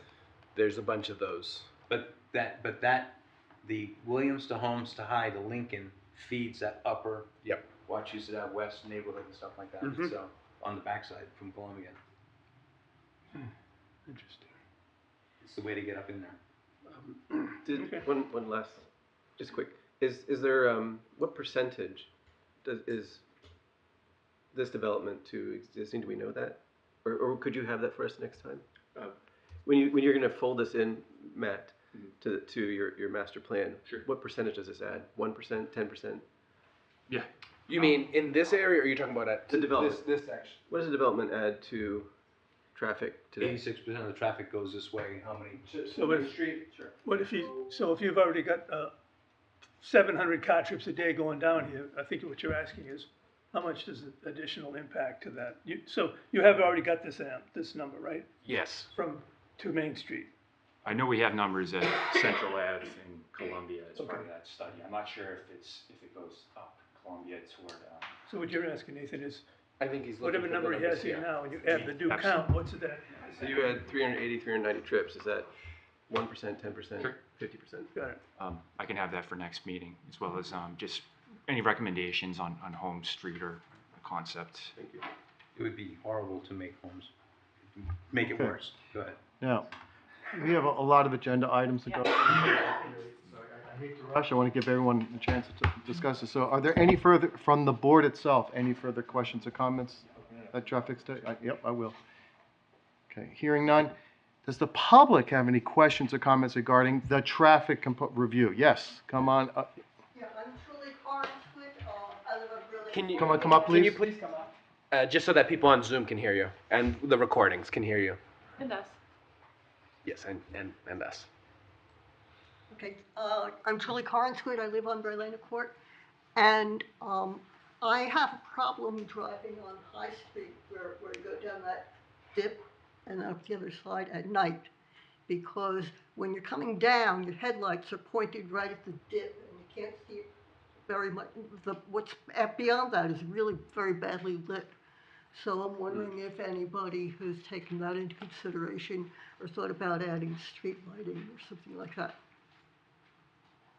Or if somebody's actually gone and looked at what it's like there at night. Okay. Thank you. All right, thank you. I believe there was another question? Okay, and Lori Sable, 1 Winthrop Avenue. I'm the house with the different colored rocks in front of it, right next to assisted living. You probably know that there are a huge number of walkers in our neighborhood, not only the people that live at the assisted living, but lots of dog walkers. People love that neighborhood. It's quiet. Great. 416 new car trips a day is going to have an incredible impact on the larger neighborhood. We're talking about the other streets that feed up to High Street. I don't know if you're taking that into consideration, but I think it's going to have a really negative impact on the neighborhood, on the quality of life, if you believe in those kinds of things these days. So I hope you do take that into serious consideration. The other thing that I want to say, I want to respectfully disagree with Mr. Tillotson. You mentioned that the parking, that there was a solution for the parking on the other side of the assisted living facility. It's not a solution. You're just moving the problem over to, pardon? I got it, Julie, thank you. Please continue. The problem is still existing. It's going to affect a lot more neighbors. There are 4 neighbors that abut Webster Avenue, which is another paper street, that's right next to my property, as well as 3 other of my neighbors. So please don't believe that it's a solution. There's just going to be more traffic on that little paper road, okay? Thank you, Lori. Oh, I believe there was someone. All right, go ahead. And remember, let's keep the comments and questions related to traffic. Yeah, thank you. It is. It's really a question too for Matt. Janet Promenade, Hey, Janet. 1 Berlina Court. If you can move your map over to the side to where the intersection of Winthrop and High is. I'm asking this for one of the neighbors. Currently, right now, the town owns and plows for the snow from High Street onto Winthrop. And the house that is located 2737, they go ahead. 2727. Is it 2727? 2727. Yeah, 2727. The snow gets dumped right on their driveway. Okay, Okay. so my question is, it's High Street Extension, right? I think that's what it's gonna be called. Where's High Street Extension that the HOA is gonna have to take care of, start, and where the town will end? Is it still gonna be the same thing? So it's gonna be right there. I think it'll become a town street. Yeah, no. No. They'll improve it to their entrance. Yeah, So so, where's their entrance? well, I think it already is a town street all the way up to, I think they believe it's VOA street, but when we do it and finish, it'll become a town street. no, it is a town street. But I'm telling you, Treated like it's that. treated the other way. Oh, you're saying it's treated the other way. Because now VOA will plow it. Right. So that's why the town goes that way. So I'm just wondering whether or not the town will continue until the entrance going into the complex. So that's the question. Okay. Some built the town Yeah, standard. I would, yeah, come on. Comes a town street. Yeah, it would pull out. They would just think it's VLA's parking lot. Yeah, so we looked at the town clerk's records just with street acceptance. So High Street is accepted all the way to the very dead end, that little stub by the VOA. So we would plow all the way through to the end. If this were to be an accepted project, we would plow right to the transition to where the development would begin. Was there another question? I think that was it. That was it. Thank you, Matt. Hi, Teresa Davis, 23 High Street. Specifically on the traffic, if we can go back to the map, when you guys are talking about pinch points. So I drive this route all the time. I also walk it a lot with my kids. This corner going from Winthrop to High Street, there's often cars parked right at the corner, so it's hard to actually walk onto that side. Yeah, corner? No, the Right up here? that corner. Oh, Yeah. okay. So like right in front of that house, so you can't often access the sidewalk there. But also when you're driving, you have to see past cars that are parked on that side, and then also on this south side of the street. Oh, sorry, I'm in the wrong spot.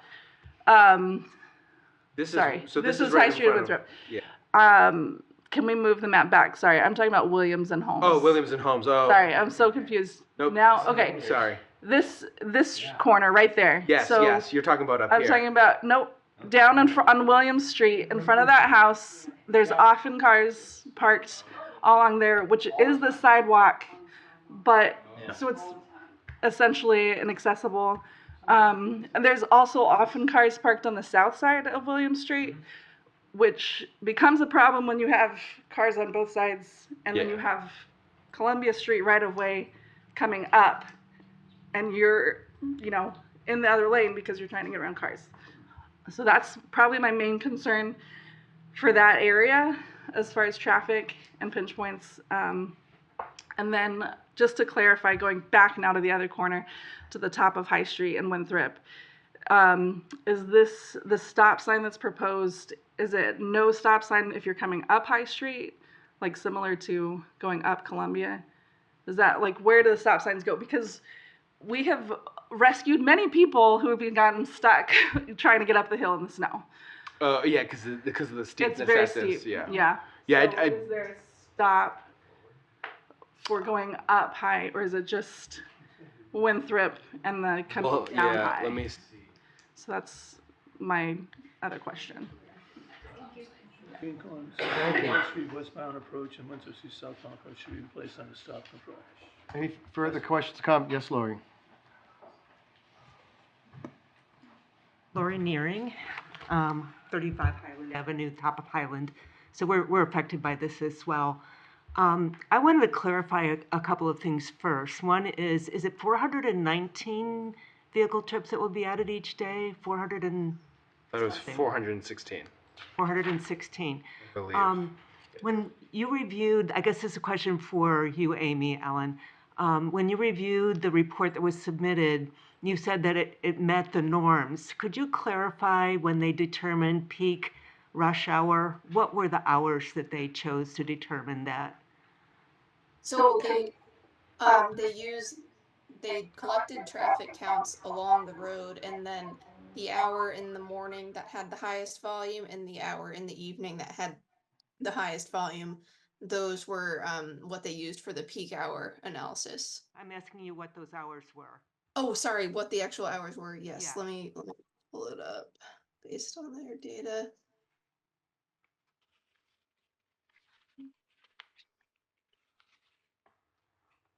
Oops.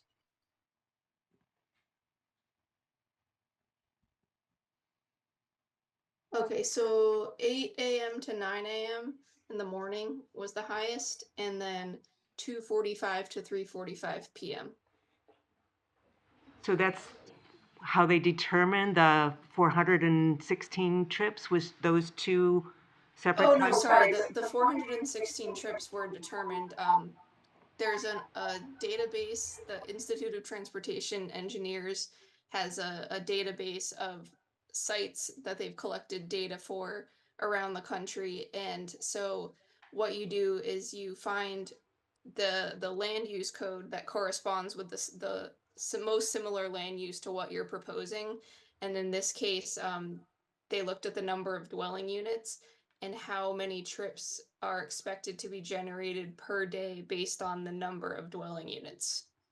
Okay, so what I'm questioning here is it sounds like they counted the traffic from 8 to 9 in the morning and then again from 2:45 to 3:45. Am I interpreting that correctly? No. Those, you asked for the peak. Those were the peak hours. Okay, I want to know, It's over the whole day period, a whole 24 hours. starting at what time, Danny? It's 24 hours. 24 hours they were midnight counting to traffic? Midnight to midnight, yeah, 24 hours. Noon to noon or 1 to 1. Whichever 24-hour period you want to start. 416. Okay, okay. So they started counting, they were counting for 24 hours straight. Okay. Yes. And what day of the week was it? Like a Thursday or something? It's in the study. One day? No. Yeah, it's in the appendix. 1 second, let me pull it up. It's always Tuesday, Wednesday, or Thursday, but I can get you the exact date if you want. That's the standard that we're using. Yes, yes. All right. So it was not February, September 18th, which let me check what day of the week that was. That was a Wednesday. Wednesday through 9th, the Thursday. There you go. Yep. Okay. Wednesday and Thursday. Okay, thank you. I misunderstood that, so that does help me understand better. Oh, that's okay. I wanted to clarify a couple of things and just supplement what Lori Sable was saying, because we live across the street from each other, and we are very cognizant of the elderly neighbors that are now walking our streets. So first of all, I think everybody in this room knows, but I want everybody here to know that this is a historic building. It was the original hospital for Ayer, and it does have a fair amount of significance. They're required to maintain the significance. So to protect the rights of the people that are living there, this time of year, we're seeing people constantly with their walkers and sometimes with their dogs hobbling along the road because there's no usable sidewalk for them. It's a very bumpy sidewalk, as somebody already said, with telephone poles or something's in the middle of them. So they're not very useful sidewalks. So these people do walk in the street, and they love walking. They're wonderful neighbors. We like them a lot. They walk out to the Rotary oftentimes. Some of them are able to walk down the hill and around the block. So I want to make sure that we're caring for these people that deserve to have a peaceful place to live. There are other concerns related to their view is going to change, but I'm trying to focus just on the traffic. Focus on the traffic, please. We have a lot of agenda items this evening, Lori. I'm struggling to hear you. Could you keep it to the traffic? Yep, I am. please? I'm concerned about the traffic and the impact of the people who are walking. We didn't talk about people walking to school. There are lots of kids, especially at the high school level, that walk to school. And if we've got proposed 55 homes, certainly there are going to be some high school kids. I'm also concerned, I don't know if this is part of the traffic study, but most of those homes are going to have 2 cars with 2 trips a day. There's not much place for extra cars to park for if you have more than 2 cars. You have teenagers who have cars. You have visitors. I counted 19 parking spots that were extra beyond what the people have. Yeah, so each car, I believe they're 1-car garages with enough room for 2 cars in each driveway. I don't know if that's adequate for this size population. So I think that's all I can talk about with the traffic issues. The other things were related to where's the snow gonna go. I like that you're adding crosswalks. I think that's helpful. What Julie Cornswet was saying about going down the hill, I walk these hills a lot. I walk around the neighborhood at nighttime, and it is exactly on that. It's very hard to see anywhere beyond your car lights, and I felt like I'm gonna get hit myself walking, and it is a very popular dog walking spot. So I think that's it. Thank you. Thank you. So Danny, can you summarize, what, we have one more? Can you please just clarify what in their traffic study was included for the Central and Columbia and the Main and Columbia intersections? Because I feel like those should have been included in the study area, and like the impact to the level of service at Main Street and Columbia is a very important question, and it's, you know, it's work for our town engineer to consider that, and it's generous of him to say that he will, but did the applicants adequately address it? Yes. Yeah, so it's in here, under their traffic study. You were asking for which ones? Which? Columbia and Central and Maine and Columbia, and whether or not they evaluated level of service. Yeah, so Maine and Columbia, they did a level of service, existing no build and 2031 build. They did Columbia Street at Newton Street, Central Ave, that's also on here. High Street at Winthrop Ave, Highland Avenue at Norwood Avenue, and Washington Street at Norwood Avenue. And what was the change to level of service?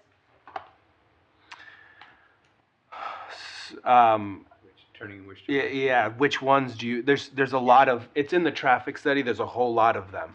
But are you talking about counts or level of service? Level of service, it's, there's, Maine and Columbia, that street right there, what's that rating? okay, Maine and Columbia, so, under existing currently, so there's several ones which we're looking at. Maine and eastbound is a level of service A. Maine westbound is level service A. Columbia Street southbound is a level service of F, existing. As in fail. F as in, yeah, as the lowest service. That's existing. Yeah. This is available. Yeah, we're gonna be here all night if I have to go It's on through page every. 15, if you want to find it in the grid. I know you can, Just wanted to clarify, I didn't hear any discussion of So- level of I mean service. that friendly, my friend, I don't. No. Danny, thank you. So Danny, can you tell us what next steps are regarding traffic? Well, I think there's one more person on the, on Zoom who has a raised hand, but I don't know who it is. Yes, Danny, good evening. It's Pauline Conley, and I've been waiting patiently. I just have a simple question, I hope. I'm listening in carefully. I'm not understanding why there is any traffic impact on Cambridge or Columbia Street, since from what I've read of the plans or seen of the plans, there's no access from the proposed site. Could you just give me like 25 words or less on that? And I'll follow up another time. Yeah, so the impact is the vehicles coming from the project to those other roadways. I understand that, but there's no access from the maps I've seen that were submitted. No, no, it doesn't Columbia, have to be. I'm sorry, Cambridge and Wachusett are an L that, or a cul-de-sac that are closed off with no access. And I did not see any access to Columbia. So if I missed something, I apologize. Just please explain that. So what were the two areas you were asking about? Cambridge, Yep. which is my street, Yep. and Wachusett Ave, which are, they connect at the very top of the development.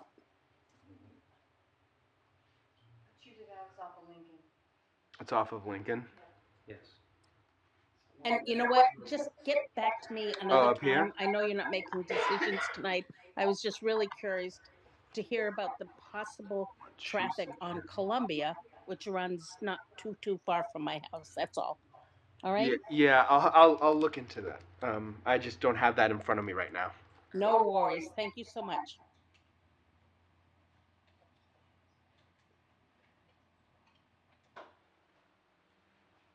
Okay, let me see if there's anyone else. I don't see anyone else. All right, so next steps regarding the traffic peer review, how do we So close this? I would say the next steps for this one is obviously the applicant is going to have a chance to respond to the comments. I will, Matt and I will meet and discuss, some of the other questions that had come up for Ken and some of the other resident questions. I took a list of those. We can discuss those, and I'll also reach out to Amy about these and seeing if we can have these considered into the comments, and so that the applicant can address those as well. And then, so I would say that at the next meeting we could probably do that. Okay, great. You think you can probably respond? Okay. Yep, yes, Ken. Can I ask that we have someone here from the police department at the next meeting, if we get into the situation where we're talking about cars parking along the side of the street, it's way beyond our jurisdiction. Yeah, that's parking violations, so yeah. So when we're talking about existing sidewalks that aren't there, we're talking about streetlights that aren't there, and we're talking about cars parked on the street, those are things that the town should be addressing, I think, independently from the planning board. And I'd like to have, if we can get a comment about that. Do you guys agree? I mean, I'm just asking on my own. So, I agree. Okay, thank you. All right. What next can we discuss on this agenda, Danny? All right. Next item we should discuss, and thank you, Amy. You can hop off Thank you now. very much. Okay, sounds good. Before I go, I want to let you know that the stormwater peer review, you can expect the comments tomorrow from Jim. Okay. Okay, great. Thank you. Okay, all right, thank you. Bye. All right. So that's an update on the stormwater. We're gonna get it tomorrow, so we can clean that off there. So what's coming tomorrow? Stormwater peer review from Green's comments. So it's gonna come tomorrow, so no point opening that now. Yes, Up to the no. next meeting. Okay, Yeah, that's fine. and that's what the update was kind of to give the Just to board, tell- to that's just it. to let you know where it's good to know that it's coming tomorrow. I'll make sure that that gets posted on the website for everyone to be able to see. I hope that everyone has noticed, like, I'm kind of breaking them out so that the traffic peer review, stormwater peer review, and all department head comments, they're kind of broken out so that everyone can find them. So stormwater traffic is done. We can take the special permit for the density bonuses discussion, and then if, depending on the timing, department head comments. Yeah, I know. I think realistically, I mean, what is it we can actually do tonight? So We're not let's do the density bonuses first. All right, and there's a limit, even with the density bonus, there's only so far we can go this evening. Correct, yes. I don't In a sense, this is envision, an introduction to the density bonus. yes. Okay. I don't envision the board taking a vote tonight. There's information. Okay, that's that the fair. applicant will need to, submit along for this, so it's gonna be the introduction to the discussion on this. Okay, and I'm just, because you can, so regarding the department head review comments and applicant responses, we can do that next meeting? Yeah, we can address those at the next meeting. Okay, so let's start with the density bonuses then. We'll have the applicant come up for this.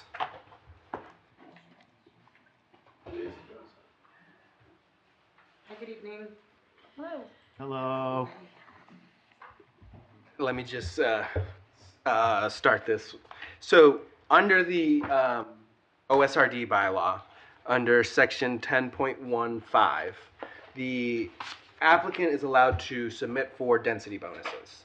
And I'll read it so that everyone knows. It says that the unit count determined under section 10.1.4 may be increased through density bonuses in order to advance important goals of the Air Master Plan, Air Open Space and Recreational Plan, and other planning document approved by Planning Board and on file in the Planning Department. Density bonuses are given by a special permit at the discretion of the Planning Board based upon the expected public benefit. May I ask you to pause there for a moment? It's just important to draw a distinction here of density bonuses and other things like waivers, et cetera. So density bonuses are not by right, as some other things are.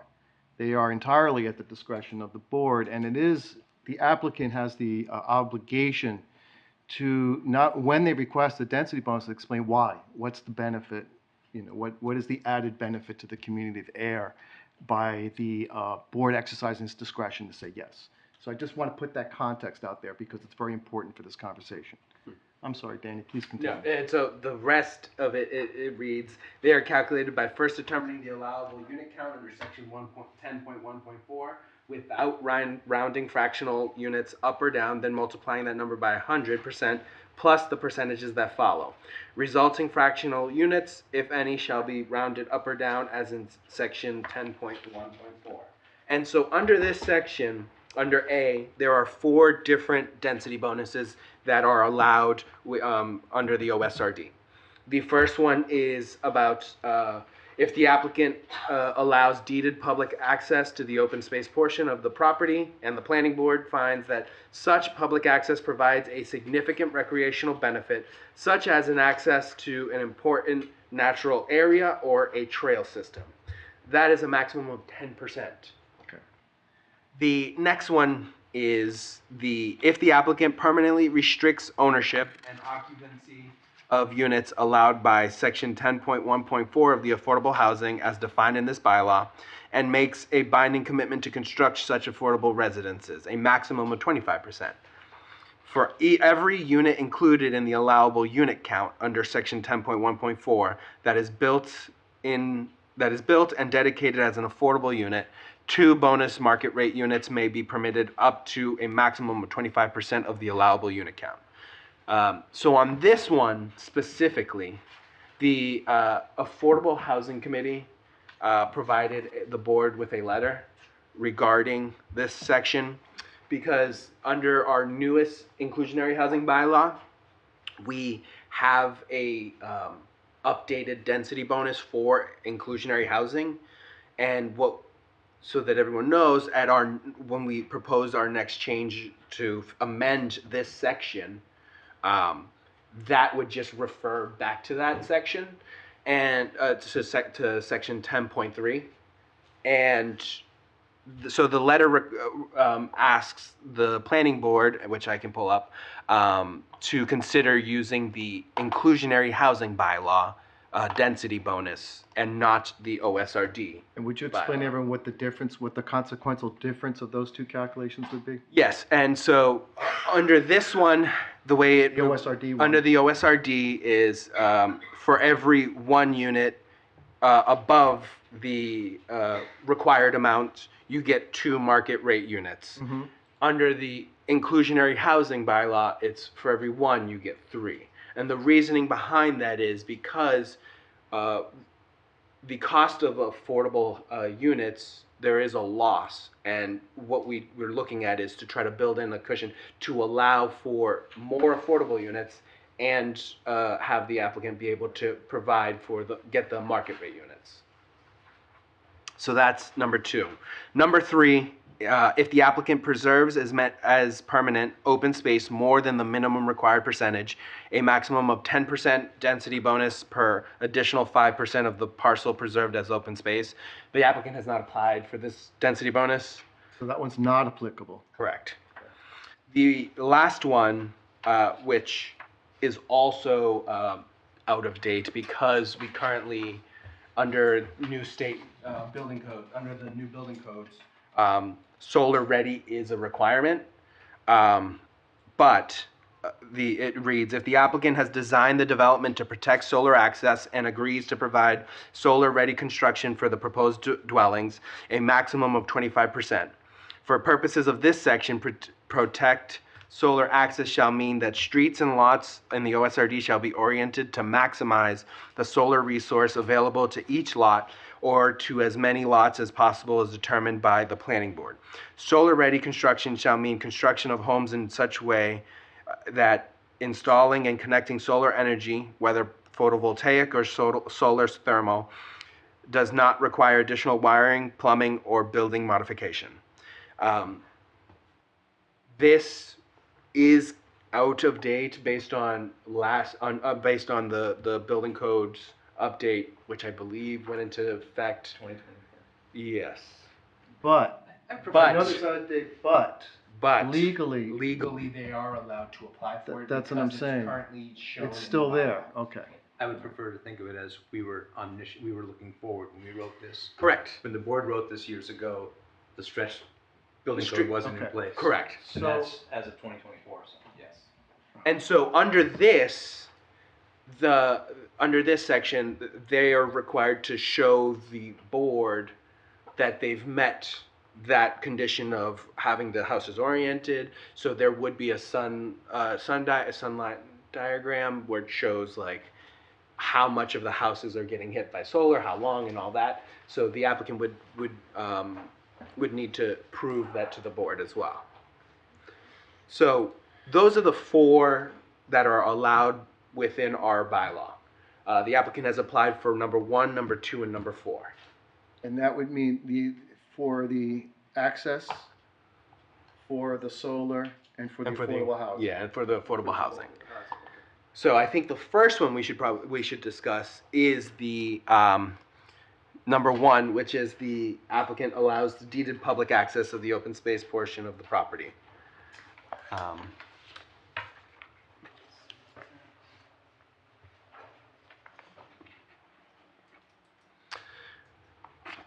turn it over to Janet. I'm sorry, I really don't know. Where to start? I don't know where to start. We've talked about the open space a lot and what we promote it to be. I mean, I don't want me to. I think we should. Do we want to read through it, or do you want to? I think let's go with the specifics of what you're proposing. Okay. In terms of open space, so I mean, I feel like everything is just peeling back layers right now. But what the plan is to provide more than 50% open space in this lot that has access down to Groton Harvard Road to create, land that will not be built upon with any buildings at any time in the future. So this would be deeded permanently non-constructible.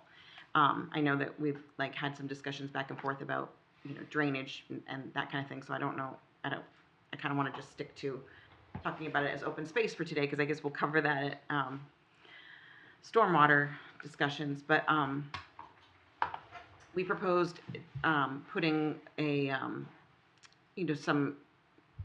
keeping it very natural, but potentially marking out some trails where you could access from the bottom at Groton Harvard Road up to High Street. So it's this dotted line that you can see up on the plan. There could be pedestrian access for hiking, but at the same time, we've talked about trying to just keep it as natural as possible too, and not cutting down any additional trees that need to be cut down. Just kind of, and it's actually the board knows, right? We were walking out there; it's walkable. You can walk through.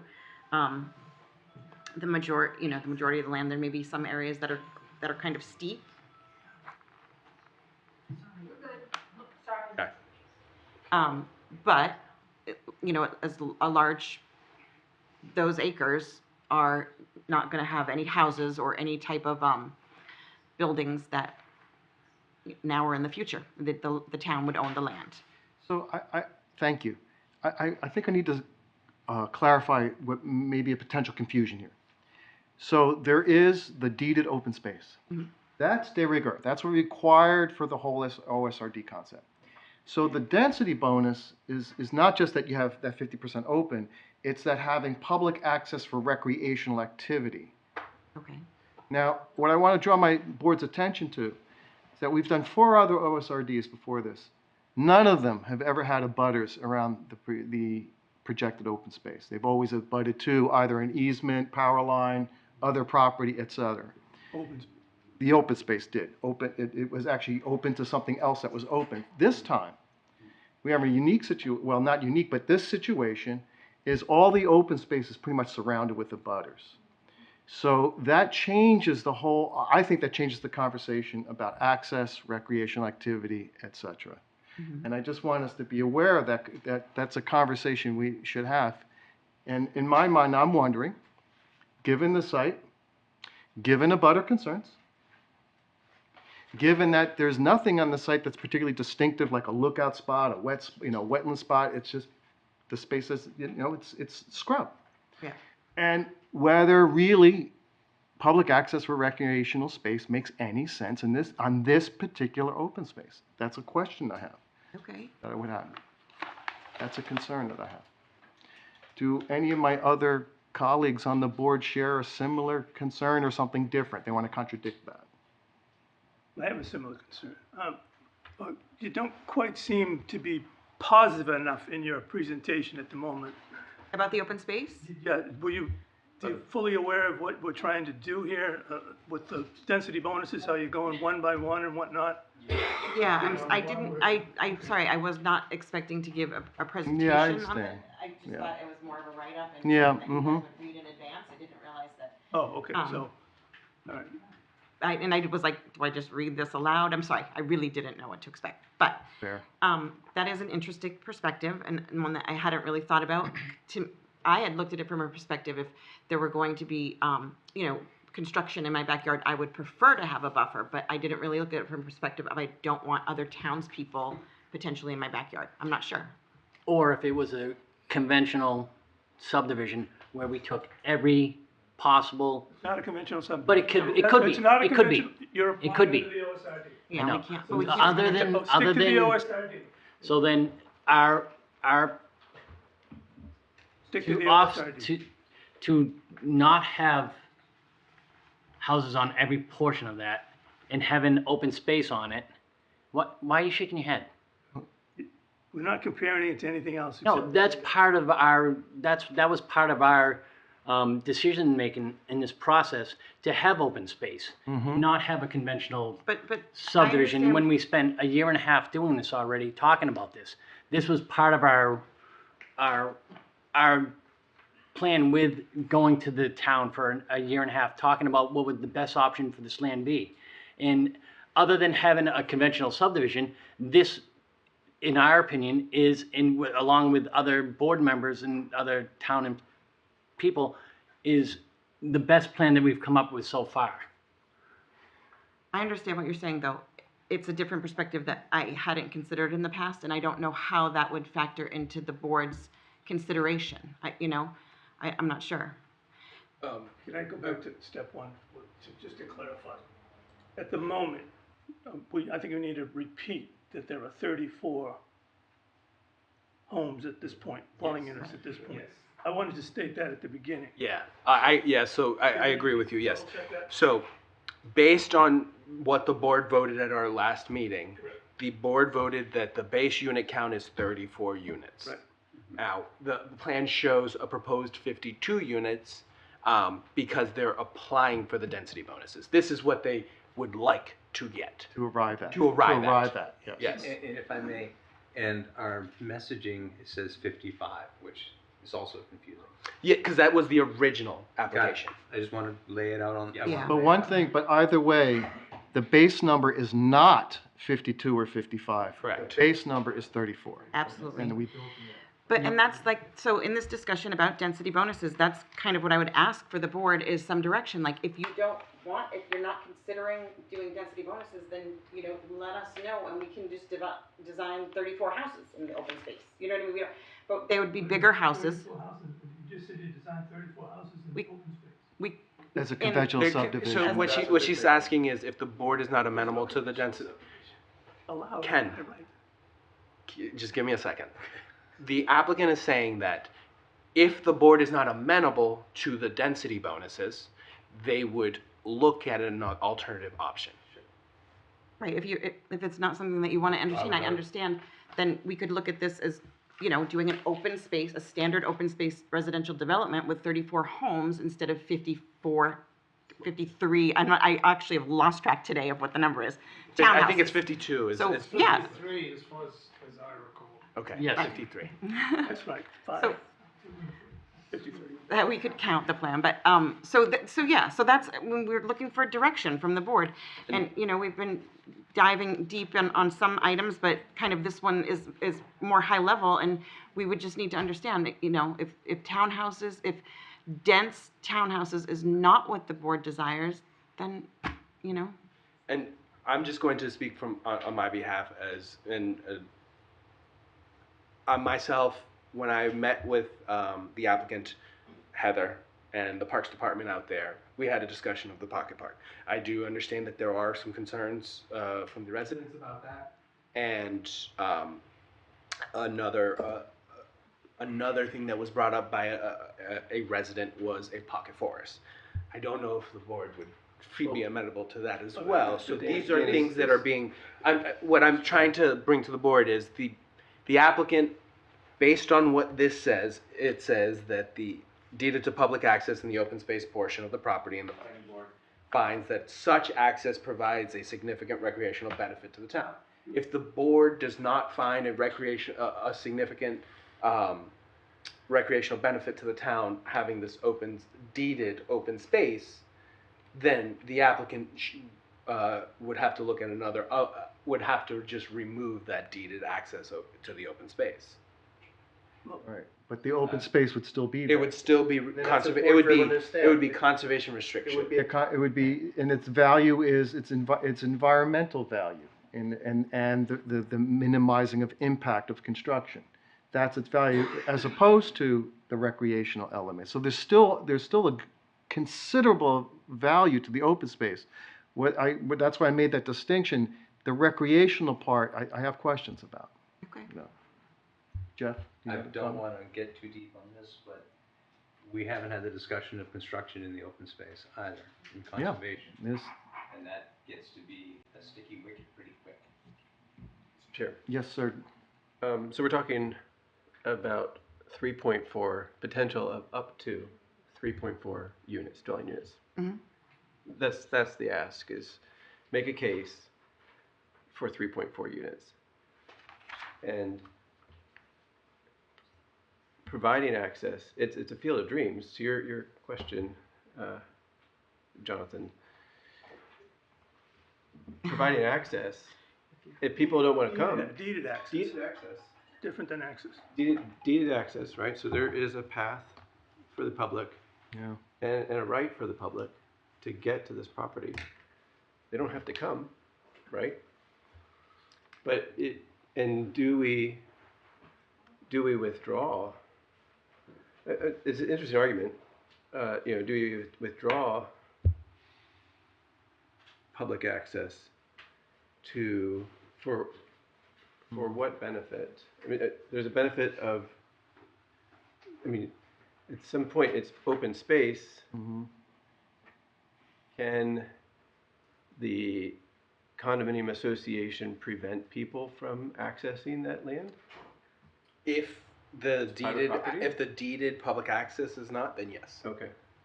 Well, I don't think the condominium association could control the open space no matter whether it's going to be owned by the town, correct? Well, the conservation restriction would be owned by an entity. We don't know Somebody the entity. in the town is what we don't know the entity. Right. Yeah, that's where we would leave it for right now, because we don't know who would take ownership. Okay, fair enough. So I guess I would ask that the board think about it and please give us some direction on whether or not density of development is what you're interested in versus,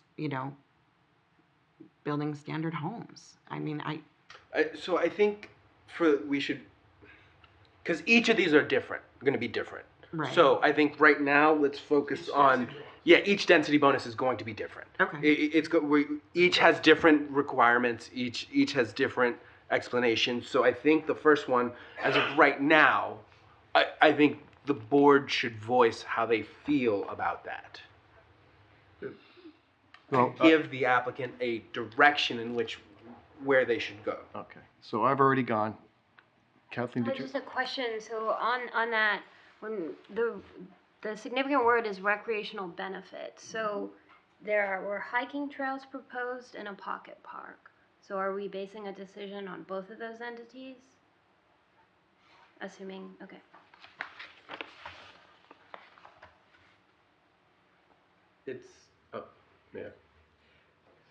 It's the density bonuses are a carrot, right? The applicant is encouraged to, by the bylaw, when they buy a property, to make an offer for, to encourage the OSRD to provide access to it, so that they, in this case, get 3.4 more dwelling units. In my opinion, it's up to the applicant to make that offer. And it's up to us to accept it. It is, right. Right, we're not obligated to accept it. Correct. All of it. We can accept even part of it. I just raised the issue because I see the value of the open space. I think that recreation creates problems in this spot that wouldn't be problems in the other OSRDs we've previously done. There are issues here. I don't know where people would park to access the little park or playground. I don't know where a trail would go and what you would see in that little space. You know, I mean, but I've been to the space. I've been there. I mean, we've all been there. And it doesn't go anywhere else. It just stays in there. It's not like it's got a pass through to another open space and it makes sense. So I see where it makes sense as an open space for environmental reasons. The recreational part is something I raised the question for discussion. Now, that's just one of the 3 density bonuses that you're talking about. Please keep that in mind. Mhm. And we have the other 2 to discuss. So I would hate for you to think that you have to start from scratch based on one. There are other conversations that need to be had. Okay. For example, an important one is regarding the inclusionary. Under which, is it going to be applied under OSRD or the new inclusionary? Yeah. The difference can be important. Let me pull that letter up. Yeah. Yeah, go ahead. Yes, please Yeah. do. We're not going to take public comment at the moment. We're going to continue comment among the board members. Jonathan, you're mentioning parking spaces and like, so if there's public access, making it, like taking parking into consideration, but. The whole do big we- picture. But do we have a requirement for that? Like, if we're talking No, about I- nature and open space and we just got off a call No. that's saying bikes, no, Yeah. I'm trying to Yeah. think this through and I need that dialogue from my head. But I don't know that they need to be I haven't heard that we usually do combine them, right? That there needs to be parking with a trailhead. But sometimes trailheads could be so small that you're right, no one wants to drive there. Correct. But as local residents that may be walking, they may want access of ways to get off a street. I walk these streets regularly, but I don't necessarily need my car there. Like, I guess I'm thinking as we're looking at it as a more dense area of town, is it a nice, I don't know, but is it a nice place to be able to take refuge off the street and walk casually, not a hike that I'm driving and parking and packing, and that's my question to us as a group. And if I may, Mr. Chair, we had an earlier discussion about the density of traffic, of multimodal traffic on the streets surrounding the surrounding this piece of property. Would it be a benefit to the folks in the neighborhood walking their dogs and things like that to have a recreational path system? Would it push the traffic, or would it give them an opportunity? I just don't know the answer to that question. That's the future. But in many ways, yeah. Like, I have a lot of trails near my house that people aren't driving towards, but the neighborhoods are enjoying, the neighborhood residents. So I don't know. I'm just asking for dialogue. Mm-hmm. Sorry, can I say something? We originally proposed parking down at the bottom, and I sent like a plan and photographs of what that could look like, but maybe that's something that the board does not desire. So there was is parking visitor proposed. parking up here that they have proposed within throughout the site. And shown on the plan, the trailhead would connect right in front of 3 parking spaces. Mm-hmm. But it would, it may or may not offer ambulatory traffic from the neighborhood around it. It may not work for the folks in the VOA, but it might work for other neighbors. Mr. Chair. Yes, Nathan. When we were walking, that view from where the trailhead crosses behind the homes on the south side. Yep, down here. Mm-hmm. Yeah, that is an incredible view off of that top. So there is You know, you could go take the evening sunset in from that perch.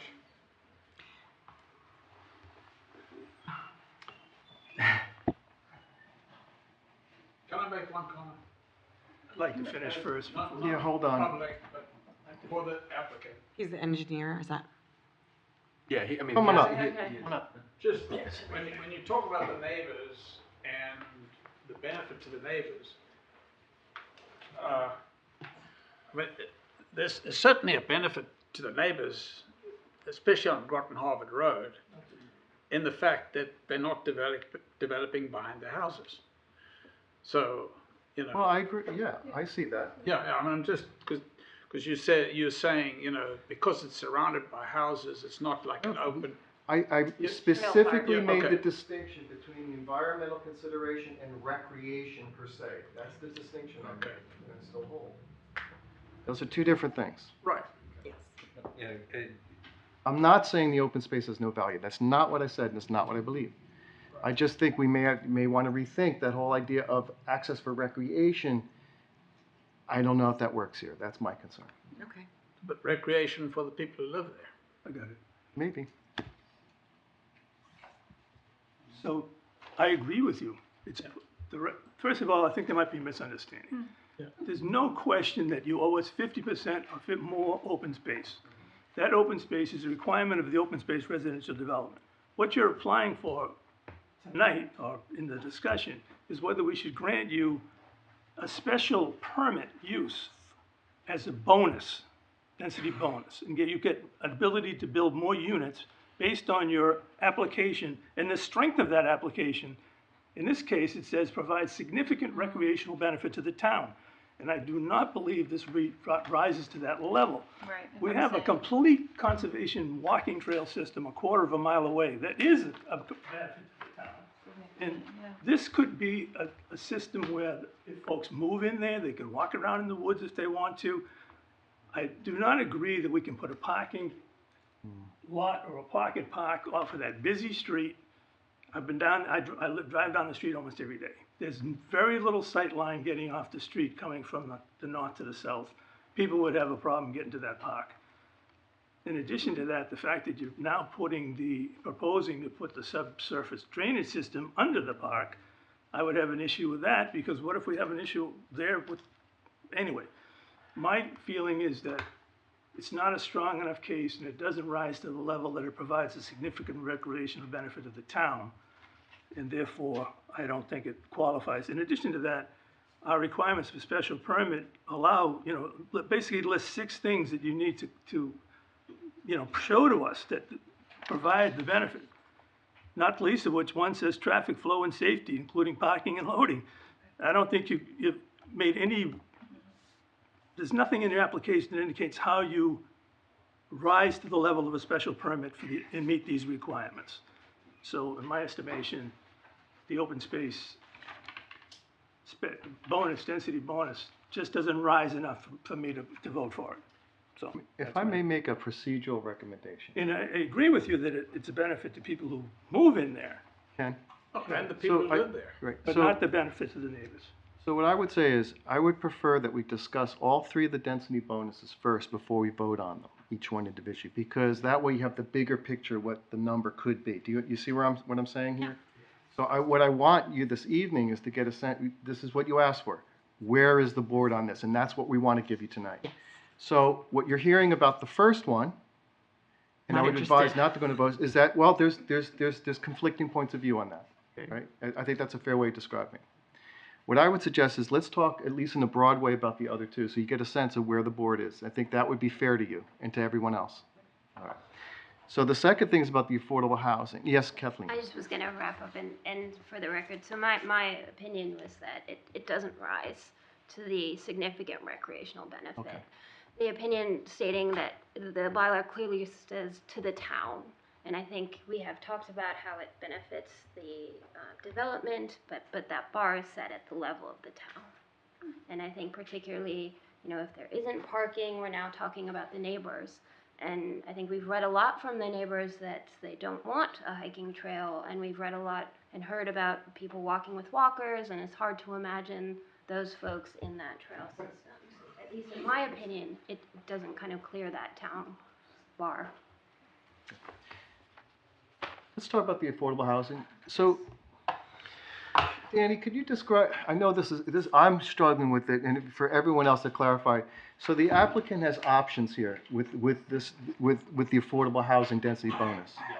Could you explain what the options are? Yes. And the consequences of the options? Yes. So, under our OSRD bylaw, there is we talk about having for every one additional affordable unit over the required amount, they would get 2 bonus market rate units. But under our new inclusionary housing bylaw, which we got approved at town meeting in October, which is what the intent of the inclusion of that is, it would be 1 unit per for every 1 unit they would get 3. Free market, yes. Yes, and the Affordable Housing Committee provided the planning board with a letter of a recommendation that the planning board use the density bonus under 10.3, our new inclusionary housing bylaw, using the 1 for every 1 they would get 3. Now, to resolve this legally, who has the discretion to determine which of those 2 pathways? Is that a board decision or is it an applicant choice? That's a, Is there a third person, town council? I would say it's the board's. It's up to the board's discretion. Okay. And so the board has the I can check with town council if you would like me to. The only reason I brought it up is because the bylaw is so new from last fall. Are we absolutely required to do it under the bylaw since the bylaw is just brand new? I thought town council might come in on that. Because I'm trying to find out from town council, it's because we passed it last fall, does it override the OSRD requirement automatically? Automatically? Yeah, just- I would say no. No, not automatically. I don't know. Just a thought. And is there a lag time we have to wait for the Attorney General with that? No, the Attorney General already approved it. You already approved it, so it's already typically good. it's gonna be up on E-code, on the E-code, hopefully within the next couple weeks. Do we does the board need to arrive at a determination about which one's applicable? I would say the board should make a finding. A finding? I'm not necessarily saying you need to make one tonight, but a finding would need to be made. So for the second one, the density bonus for affordable housing, the thing there is a finding from us. Which of the 2 apply, whether you get 2 per affordable or 3. And based on the Affordable Housing Committee, they recommend the inclusionary housing, which is the 1 get 3 units for every 1 above. Okay. Jeff, you have a comment? I was just going to make sure. I just want to talk about it in numbers, but go ahead. They want, the recommendation from the Affordable Housing Committee is to use the inclusionary that was approved at the October town meeting, which would give the proponent 3 market rate units for every affordable unit. Above the required number of affordable units. Correct. Thank you. And so based on the base unit Yeah. count, it's 3 units. So based on the exact, so it's divide by 10, no fractions. So if we work with 34 as the base unit count, 3 affordables are there. So if they want to add a 4th affordable, they get 3 market rate units. Correct. I just want to talk Yeah. the math out, Still guys. requires a special We're all on the same page. Yes. Still requires a special permit. Right. It's not automatic. I'm sorry. Not Bad automatic. choice of word, but I want to get the math. Okay, I want to right, put the so math on it's the a very table. bad choice of I want words. to put the math on the table. It's a very bad And choice. They start with 3. Yeah, that's right. And in the letter from Ms. Providakis from the Affordable House, did she put her reasoning for why she favored that? I think that might be important for the record. So I can read the letter. On behalf of the Ayer Affordable Housing Committee, we would like to share with you the committee's support for the project as well as recommendations as the planning board begins its process of reviewing this project. Lincoln Hills is the first project to apply under the OSRD. 10.1, where the updated version of the inclusionary housing section of the zoning bylaw will apply. The Ayer Affordable Housing Committee members would like to encourage the planning board to use the recently amended inclusionary housing bylaw requirement and the density bonus requirements in section 10.39, which may allow for more affordable housing to be built by the developer. This would be a win-win-win situation for all parties, especially the town of Ayer. As the current boards and committees keep working together, we find ways to help create more affordable housing units in town. We look forward to supporting projects such as this, which helps create diversity in the housing inventory for residents.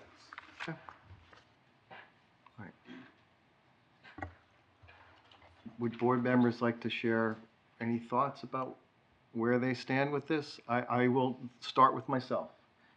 I'm inclined to follow the recommendation of the Affordable Housing Committee and go with the 1 to 3 as they have asked. I think that is more in line with our master plan goals of creating more affordable housing, and I think that's entirely reasonable. I just thought the applicant might want to comment on this discussion, but you haven't thought about it, or maybe has it been brought up to you guys to think about this? Or not? I did not know, That was available. Yeah, I did, yeah, we're kind of. Understandable. So that their, narrative will have to change. Yeah. Yeah, this has to be rewritten. Based on that. Yep. And as they say in the House of Commons and House of Lords, hear, hear. Hear, hear.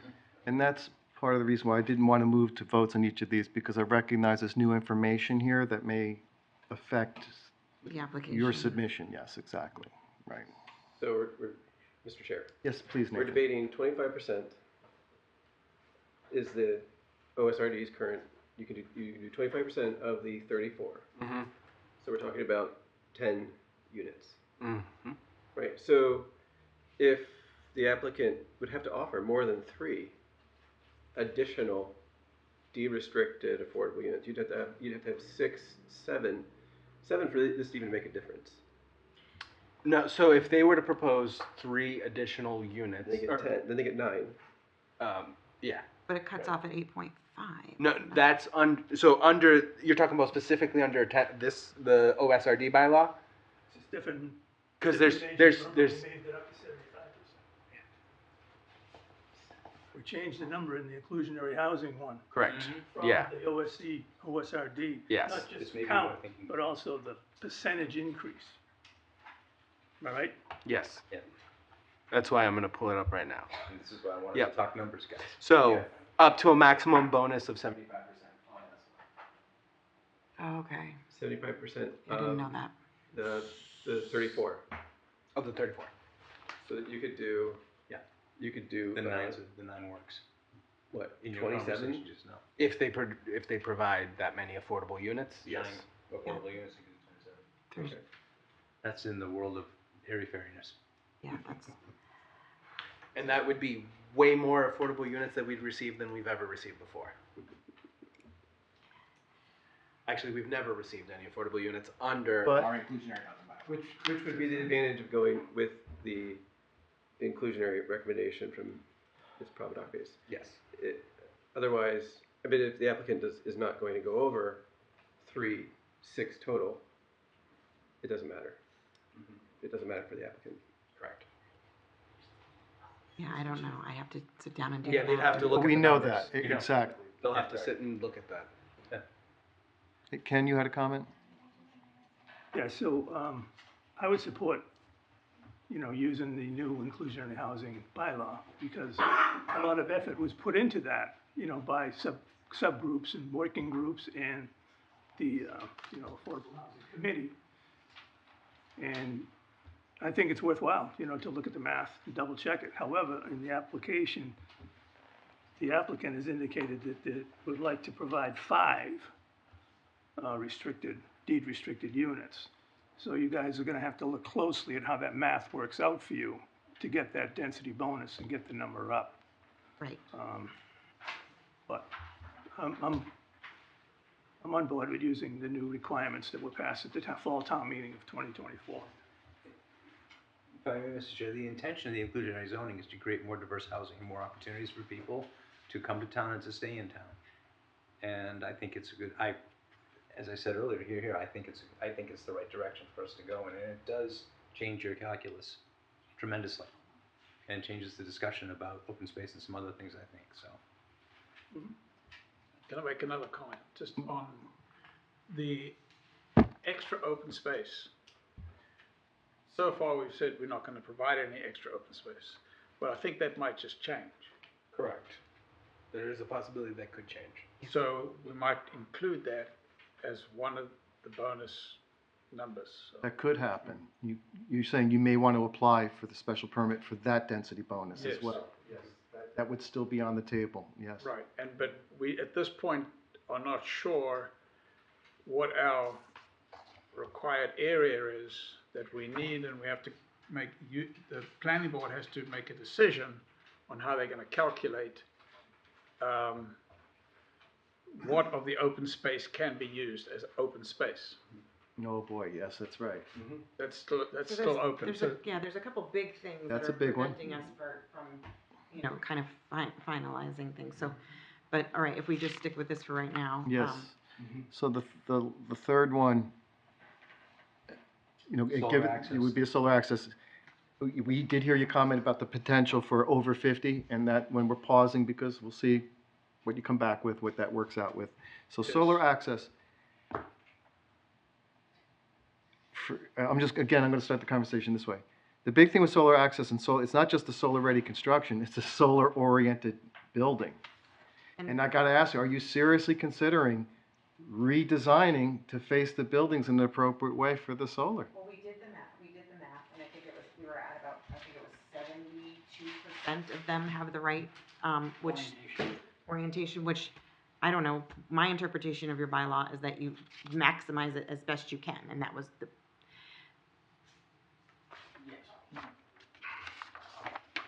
Yeah, because it says, for the purposes of this section, protect solar access shall mean that streets and lots in the OSRD shall be oriented to maximize the solar resource available to each lot or to as many lots as possible.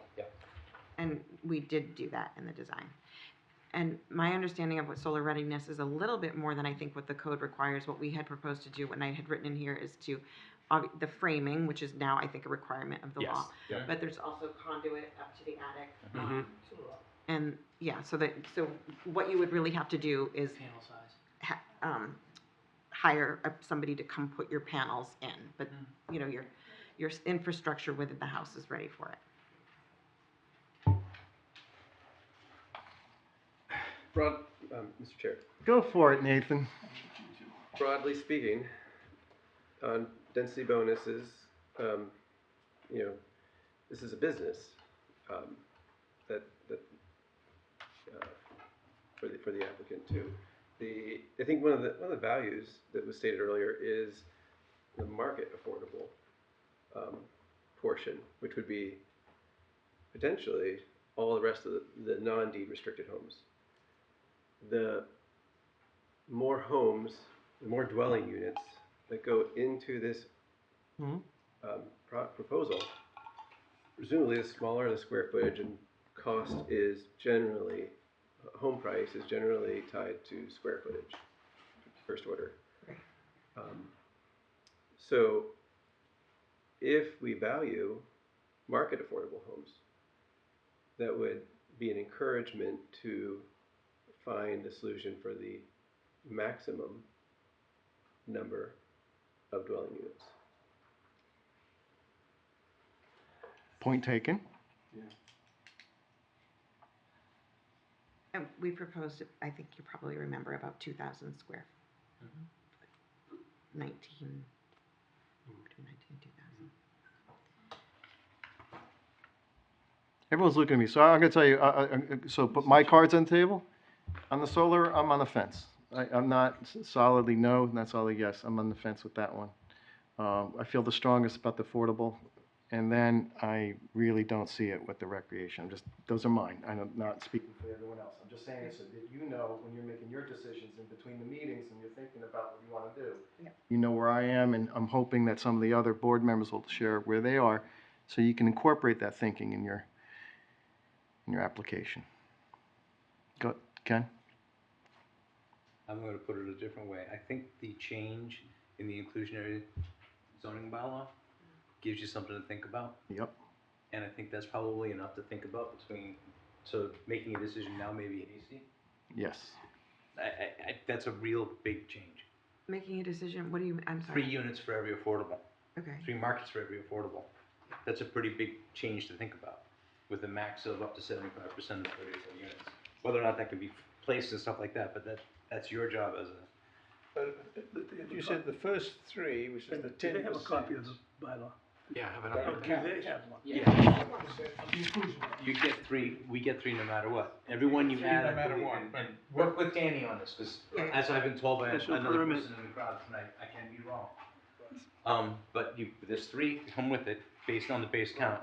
But inclusionary rewards you 3 market for every 1 you add. Right, so if we make 6, we get 9 we get nine Yeah. bonus Pretty much units. off the top of our head, back of our envelope. So that's gonna change your calculus. So I agree with Jeff, but I think giving your opinion on number 4 would also help. Which Just is so solar that- ready? Yeah, the solar Oh, ready. no, so I that was they just can- starting the comment. Okay, Yeah, okay. no, I can talk for hours, you know that. Okay, just wanted to make sure. Can I tell you my joke? Do I joke from? Let's go. It's late, my man. Since the stretch code is available, why don't you get twice as many bonuses? I'm just joking, because solar ready isn't necessary. It's the orientation piece. And similar to the chair, I'm kind of like, I mean, my property doesn't work for solar because of the way it's wooded and stuff. I'd like a little more information about that. Not that I don't trust you, but I think a quick, these work for that reason would help me along the line to doing that. So- Have you given solar, Bonuses in the past? bonuses recently? Panther Place didn't ask for it. Nope. So they What's already, on, None. to answer your questions, no No one's asked for project. bonuses at this level. Yeah. No Stratton project. Hill's 34 units or whatever, they could have had open at 90. They just wanted to build what they're building. Well, So, so- The one on, So Washington Street did apply for it, but never followed through yeah, with never, it. never followed through. Stratton Hill never applied for it. Curly Circle never applied for it, and Shaker Mill Pond never applied for it. You've never done it before. So this would be the first one. Yes. Well, the Washington Street did apply for it. They just did not submit the rest of the information, like a sun shadow diagram. You know, the additional information that Jeff just requested. They just never submitted that. Even as with compass information, there's ways to do it. Yeah. Mr. Chair. Yes, Ken. So I have this similar issues to the solar in the description, which, and I'm really surprised that you stated that the applicant has designed the development to protect solar access and agrees to provide. I don't see it. I mean, I think the development was designed to make the units fit, you know, within the applicable space that was left over, the 50% space. One of the problems with this, the way this is written, unfortunately, is that it refers to lots. And this is, you know, to each lot. And we only have one lot because it's a site plan review. So it's kind of written like for a standard subdivision application where the houses within the subdivision can be lined up to have solar access to the sun with their roofs. It's kind of like what we dealt with on earlier occasions. Right, so But we would apply it to the units. Right, but in this particular case, the streets, I mean, I just do not believe that this development was designed to protect solar access. It was designed to land the units on the streets. But both can be true at the same time.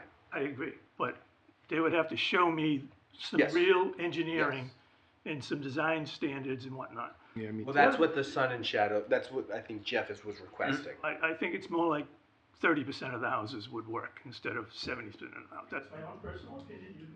I could be wrong. I know nothing about it. So the other concern I have on the solar is that, not sure how you would present to us in a multifamily 4-unit building, how that solar would get assigned to each owner of each home in the multifamily unit. Typically, I mean, I just don't, I'm not familiar with that concept, how you can do it on a 4-unit building and then have it divided up into the four people would have to agree. I don't even know the complications of something like that. So I just don't see the way that this lands into the solar, you know, density bonus situation. It just doesn't, What more information would you need? I don't even know if you could write it up. How could you write up a document that guarantees that the units, each person who buys a unit is gonna wanna pay for the solar installation? And therefore, we could say they got, excuse me? It's just gonna be. Well, for us to, you have to It's show, gonna be available, it's not a requirement. I know, you have to, okay. Then make the bylaw say that Yeah, then. We're going off the bylaw that's written. Okay, so I'll just go with my original statement that the development does not seem to be designed to protect solar access, and to me, if you can show me that in an engineering way, then. On how much of it? Yeah, we have, we. Said it's 72%, so. Well, it doesn't say it has to be all of it. So it It doesn't. say it has to be all of it. Let me go back, okay? You're asking for a special, I'm basing it on the fact that you're asking for a special And we're permit. going off of what And the special bylaw permit says. has to be a benefit to the town, so that's I start from that. You need to show us that there's enough strength in your application to comply with the special permit requirement. And that we can vote on it and say, we find in that decision that there's a benefit to the town and a benefit to these other situations together. And what happened at Panther Place, I'm just kind of remembering, is that we did condition the approval. Yeah, but and they then never could provide it. Exactly. That's what I stated. So that, I just. Yeah, so on this one, I understand, I agree with you that it does say each lot or as many lots. So we would have to apply it to units, it'd be a unit, yeah. to the units. So as many units as possible as determined by the planning board. Right. So, based on what you're requesting is the information that shows that there's 72% is designed to meet this standard. Yeah. Because 100% of the units will be stretch code anyway. Yes, correct. So it's the Orientation. orientation and exposure to them. Correct. And we're not gonna get to abstract Yeah, conversation. it says, you know, the lots in the OSID shall be oriented to maximize the solar resource available on each lot. So we only have one lot. Yes, And but this is it's a strange language. it's because this applies to a subdivision typically. But we dealt with this earlier about this discussion. We are specifically talking about dwelling units for this one because it is a one lot condominium. So what I would advise, that the point of having this density bonus discussion tonight was to give the applicant a sense of where our minds are with these. And I suspect that as a consequence of the discussion so far, you realize there's some more math to be done. There's some work to be done. I think this is an appropriate cutoff point for this evening. It's already past 9 o'clock. Do you have to give the residents? Well, I mean, do we have to give? I will take care of it. But what I want, Danny, from you is just to summarize, where do we go next steps from here? What happens next? Yes, so what we would do is at the next meeting, I don't know how much time you guys would need to be able to relook at this and re-get this, update this information. We could at the next meeting just discuss stormwater and go through the department head comments and the updated site plan. Can I address that? Yeah. I don't think we should touch anything at this point until we have come to a conclusion as to what our bonus. Because the project only works certain ways, so if it, you know what I mean? If we, we can't design it as this project if it doesn't meet the number of units. And I think we could comfortably present something to you within a week. Well, so before the next meeting. Covering or before the next meeting. Mm-hmm. On how we came up with our numbers. Okay. So then I think okay, so I would agree. We would specifically deal with the density bonus at the next meeting. If that's agreeable. If that's agreeable with the we'll, board. and we'll present something to you that addresses all the issues that you've brought up. And then if at that point, we'll make a decision. We'll figure out what the next steps are. That sounds fair to me. Basically, I know what it is. I get it. Yeah. No, I got it. I understand. Yeah.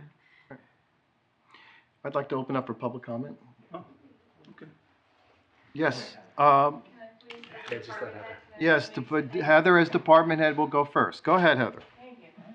So, in regards to the density bonus, on behalf of the Conservation Commission as being one of the entities that could possibly be taking the open space. Yep.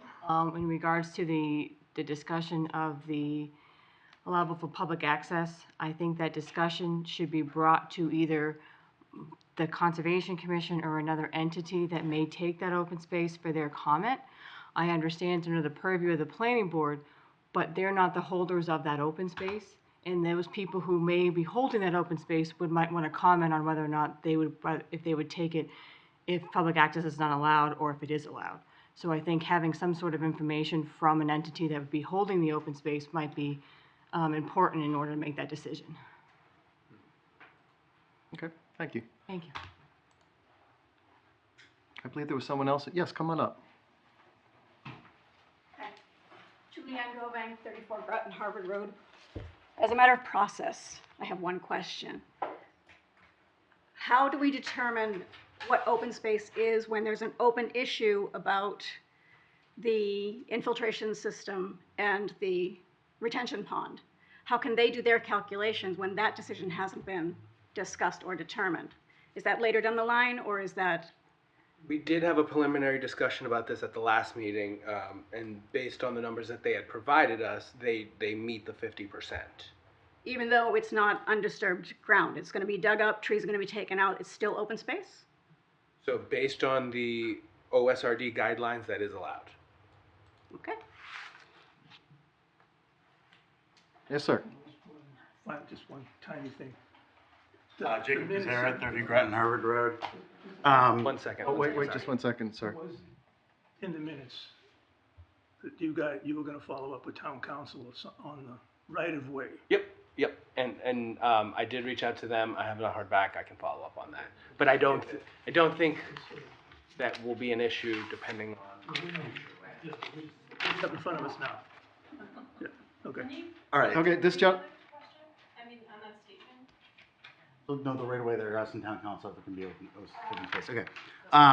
So in the open space residential development regulations and design guidelines in town of Ayer, you designed the definition of a building envelope, the building envelope wouldn't be the open space, it's the building envelope. Reads as the area of a tract proposed for an OSRD subdivision in which roads, homes, utilities, stormwater basins, etc. are located. The building envelope should include all areas to be developed, constructed, or that will be disturbed over the course of building out the subdivision. That to me is most of that utility space and any other perimeter space around the edge. In addition, I have it highlighted. There's a guidance that for the identification areas, the house lots are in the street. Once the preservation areas are delineated or outlined, give shape to the subdivision building envelope or the area in which the houses and subdivision utilities are to be located. Into addition to defining the rough perimeter of the housing lots, oh no, it's the wrong one. Sorry. There's one here that talks about the thing. I'll move on to the other one for the next. But I do want to say that in our own documentation on the town site for the guidelines, it does say the disturbed area is part of the building envelope, and therefore I don't think it should be part of the OSRD. So I do understand where that is. So there's also a section in the guidelines that says power line and other easements in open space. Unless permitted by the planning board, the area within power line and other public utility easements cannot be counted towards the minimum required percentage of open space in the OSRDs. So that's the one specific one where they're talking about if existing easements and utilities, it does not prohibit them from putting in private utilities through that. No, it doesn't stop them, but the disturbed area during the course of building out any of the subdivisions, what it says, building out the subdivisions at all. So that entire perimeter line that they have around the whole edge, that's your access point, you're going to tell me that 50 feet, because it's exactly pretty much 50 feet all around to fit, isn't going to be disturbed during that process? I find that highly unlikely, and therefore that area should not be considered, as well as the entire area of all of the water infrastructure for the storm drainage that they're gonna have to dig up and tear up, because that's considered disturbed in the course of building out the subdivision. Any comment? That's all, yeah. Thank you, sir. So the guidelines does allow for the stormwater to be put in the open space as part of that. In the terms of the strip, I'm not exactly sure exactly where he's talking. I'm assuming it's, are you talking about back here? Sorry? I'm not sure exactly where you were talking about the strip. Yeah, so if you pull up, so that on the bottom part of the plan, you have Down 50 here? feet wide, that's the minimum, the 50 feet width is the minimum, what can be considered the open space. You're constructing. No. So I think you mean 30 feet, but it's only 30 feet between units. Yeah. Because it was brought up at the last meeting. But you're gonna be building along that edge. I don't know how you construct there without disturbing that length of span. And they would have to prove that, They yeah, would yeah. never disturb that during the construction. Correct, yeah. They would have to prove that. Yep. You? Me again? You again. Thank you. Just to revisit, at the last meeting, we had a map that had two different greens. And one was considered doable area that we could pursue. And the other green was this entire area here. And I'm on G1, this entire area was to be undisturbed. And disturbing that area took away from the open space plan, which Danny, you just told me that's now allowable. But in the last meeting, it was not allowable because it was the lighter green on the map. I'm not sure if that was the engineer's map or if that was a town map. But I specifically came up here and I said, just so we're clear, this entire green section would now be disturbed land, and that is not permissible. At which, Chair, if you excuse me, I believe you nodded to me and said, that's why it's now a concern. Your exact words to me. So I'm not sure what happened between the last meeting and this meeting, and please do correct me if I'm mistaken. But this doesn't have any colors on it, but this is the same area we're talking about. Take it down a notch, The colors please. were shown by the engineer. They were not approved by the planning board. We haven't Yeah. approved the open space yet. Yeah, we Okay. haven't. Still having yeah. a discussion. But how can they determine what they have to work with when they don't know what their open space can be? We have to make the determination. I mean, if it's frustrating for me, it's got to be insanely frustrating for them trying to work in theoreticals. So that's why I'm pointing it out, and that's why I apologize. I'm edgy.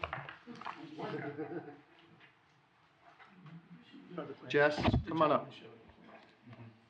But it wasn't, nothing's been approved. Jessica Gino, 8 Mountain View, but I'm speaking as a conservation commissioner here. Oh, okay. I do think one of the things you have to establish fairly soon is what is counted as the open space. I know that 7,000 square feet of the driveway easement, I think town council needs to be really pressed to respond to that, because that will determine if they've met even the 50%, much less going over the 50%. I do believe if they haven't met, if it just hits the 50%, commission brought up at the meeting, I think it was in February or March? February. The joint meeting? The joint meeting. Yeah, February. That we did not consider, and the state guidelines don't consider, that surface stormwater systems can go in the required open space, the 50% minimum. But it seemed like you said that they could go in there tonight. No, they can't. They can't. They're They're as not long counting that. they can't count it towards their 50%. Okay. They're not. So in order to establish also what happens with the undisturbed or land to be disturbed for utility easements, I think you need to start specifying more clearly at this early stage what is or is not the legitimate open space and what counts as disturbance. I think the OSRD bylaw was written with the idea of protecting the environment. And, you know, if you don't want to give public access, which personally I would prefer public access, my opinion, but if you don't want to give public access, then the primary reason for the open space is to protect the environment. But if you're going to allow massive disturbance to create the utility easements through the open space, as a commission member, I would strongly discourage that. In addition, how do you even create that utility trench without major disturbance to the land around? Even if the trench is going to be a fairly narrow thing for utilities, with all the ledge in the area, how do you get equipment to get down there? I'm assuming there might have to be blasting. This is major impact on what should be undisturbed open space. Thank you. Does the law say that the open space has to be undisturbed and qualifies as open space? I believe that yes, I believe at the beginning of the bylaw, it talks about the priority given to protecting the environment. No, we got that. That would be my strong opinion. Thank you, Jess. I'd like to enter something for the record for Danny. One of the problems that I have with the open space is it's very hard to find an actual definition of the open space. We've struggled with this already, that there's a real definition. I did a little research. That definition that I just handed Danny is for the state guidelines for an open space residential development. Okay. But at the very end, it does talk about the open space itself. So I think one of the problems is we actually don't have a pure definition of open space that tells us exactly what is, how it's supposed to be left. So I just entered that for review by the board and as the definition of an open space residential development under that chapter that's at the top of the sheet from the state. Mm-hmm. And then there is some language in there about what the open space should be. Yeah. We can read it at the next meeting or whatever, put it in the, I'll give a copy to the chairman now too, but. All right, thanks. So when we get back to the discussion of, which we all intend to do, what's open space, what isn't, we can consider that language. Okay. Thank you. Beth, it's a long night. Come on up. I'm on the video, so I'm like.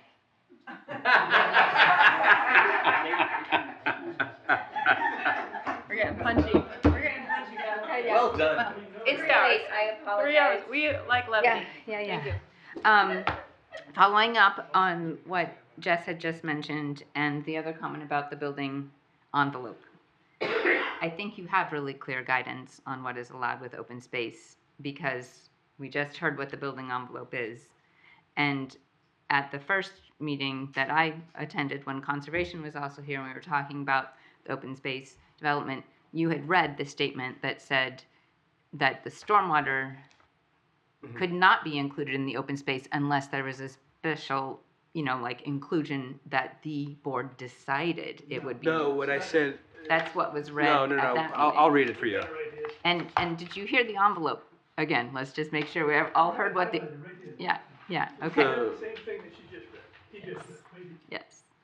We're gonna get to that. We are gonna concentrate on this. Okay. Yeah, so what you were referencing is the stormwater basin, detention and retention basins, and related infrastructure cannot be located in the open space areas that are needed to count towards the minimum 50% required open space per the OSRD. So it can be stormwater basins and related infrastructure can be cited in extra open space, provided that the extra open space was not used for a density bonus. But they have not offered more than 50% and they have the basin inside of it. No, so at our last meeting, they showed us new calculations. Okay, so all of the grading, all of the utilities, and the basin are in above and beyond open space. And the easement for the driveway. That's still for the board to determine, to discuss. No, what they've proposed right now, because you said they just changed it, so what did they change? Based on their calculations, we're at just over 50%, taking out the stormwater basin, as well as, That's all they took up. I think it was just the So, stormwater. again, let's think about what the building envelope is, And anywhere that they're changing grading and removing vegetation for the purposes of any stormwater Excuse me, or please. utilities, and then certainly an existing driveway is not open space, right? The other thing that I wanted to mention is that I think, I definitely support maximizing the amount of affordable housing here. I also really appreciate your recommendations about thinking about middle housing and smaller sizes. I know that the planning board needs to consider multi-family housing, and I have never heard that the applicant has proposed a multifamily unit beyond duplexes or triplexes or anything like that. So what? There's several. There's 4. Or There's quads, 5. okay. Yeah. Okay, so. A triplex in town is considered multifamily. Okay, but they haven't considered something much larger. Oh, you mean like an apartment style? Yeah, Like yeah. No, not that I know. That's not what you want to build? At this point in time. That's not what they. Look, we're not here to judge what they want. Okay, no, I'm just seeing if they've considered it. And I think what we would like to consider in regard to the affordable housing is that before the board makes a determination on which of the bonuses that they would grant, because I certainly support, again, the affordable housing, but to do some tables and look at the math about which one results in the highest percentage of affordable housing. Because there's a number of options on the table, and evidently you have some discretion in making a decision about which bonus to offer. I think that the OSRD has a 25% minimum. It's a maximum. It's maximum, and that is not what they've proposed. So, we want to get to the number of, they proposed 10%, right? No. The maximum is the density bonus. Ours is 10%. Our requirement is 10%.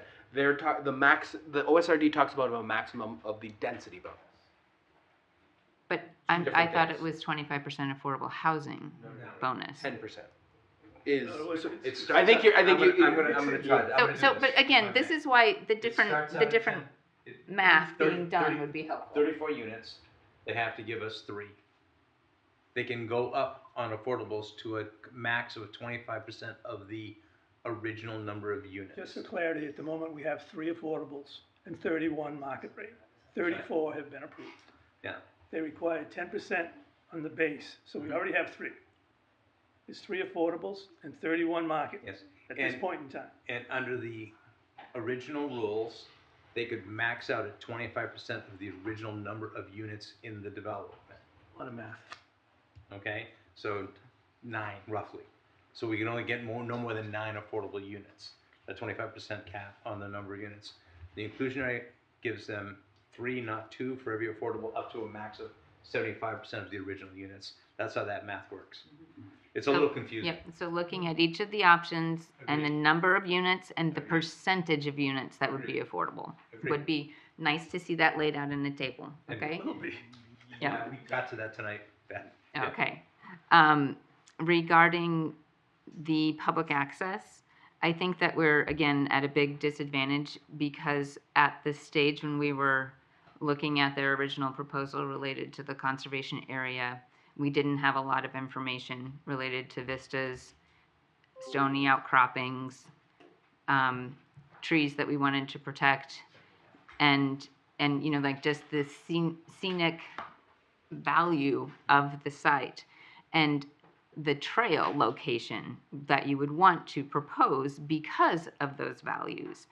And just because that wasn't done at that stage when it shouldn't have been done doesn't mean it can't be done. So when we talk about public access to the open space, I think it is really, really important that we have it. This is a very important connection between Groton Harvard Road and the High Street neighborhood. And for all of the community, I mean, you wouldn't believe how many people are going to use that connection if it exists. But of course, screening for the residents that are going to be impacted by that additional traffic is really, really important.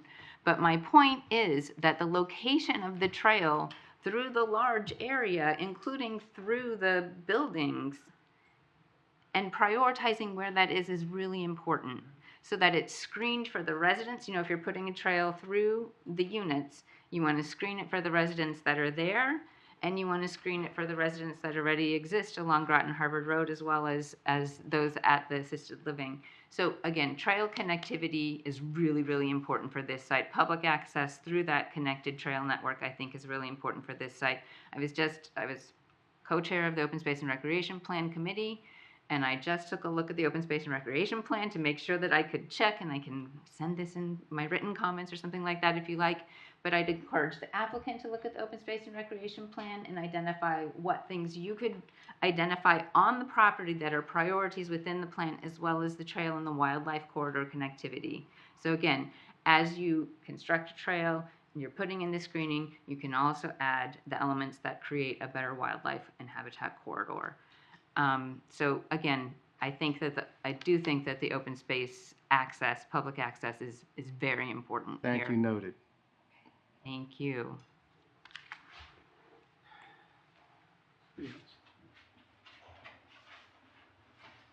I'll try to be quick. It's Mr. Buck. Norman Buck, 58 Central Ave. That open space strip along the south, how wide is that? I believe it is 30 feet. 30 feet, okay. You're talking about putting the walking trail through that, which... No, we haven't decided. No, but that was just, I'm just gonna say that's, because that reduces some vegetation, which adds to stormwater runoff. So I just wanna put that out there, and I'm directly downhill from that, and she's talking about screening, because that walking trail is a nice view into my backyard. So that's just what I want to say about that. Thank you. Thank you. I want to wrap this up this evening. It's late. We have a motion for continuance. Move to continue this High Street, 38 Groton Harvard Road, Open Hills, map 27, parcel 28, 30, 41, 65, 70, 180, application of special permit. Oh wait, there's someone on the Zoom who. Oh, I'm sorry. Who has a hand up. We'll take one more comment from Zoom and we're closing this out. We can't have talking, we just have to get through this for all of us. iPhone. Oh, Polly. Polly, sorry. Real quick, I promise. Danny, would you post online whatever Ken Diskin handed you this evening? Yes. All right. And then the only other comment I had, I will wait till your next meeting because it doesn't matter tonight. But thank you all. Thank you. Okay. You want to continue, Jeff? No, thank you. Good catch. Good catch. The hands are silent. They're hard to find. Move to continue. Public hearings for 0 High Street and 38 Groton Harvard Road, Lincoln Hills, map 27, parcels 28, 30, 41, 65, 70, and 189 to the June 10th planning board meeting. Seconded. Any further discussion? Hearing none. Ken? Aye. Julie? Yes. Nathan? Aye. Jeff? Aye. Chair votes aye. Regarding the project status updates, We don't need, there's I was nothing. just going to say nothing urgent. We How can about deal with it the at the minutes, next the April 22nd minutes? Move Yes. to approve the April 22nd, 25 minutes Second. as submitted. Woohoo. Any discussion? Hearing none. Ken? Aye. Julie? Yes. Nathan? Aye. Jeff? Aye. Chair votes aye. Motion for adjournment? Move to adjourn. Seconded. Woo. Okay. Sounds like old Good times, evening, guys. everybody. Thank you for your patience.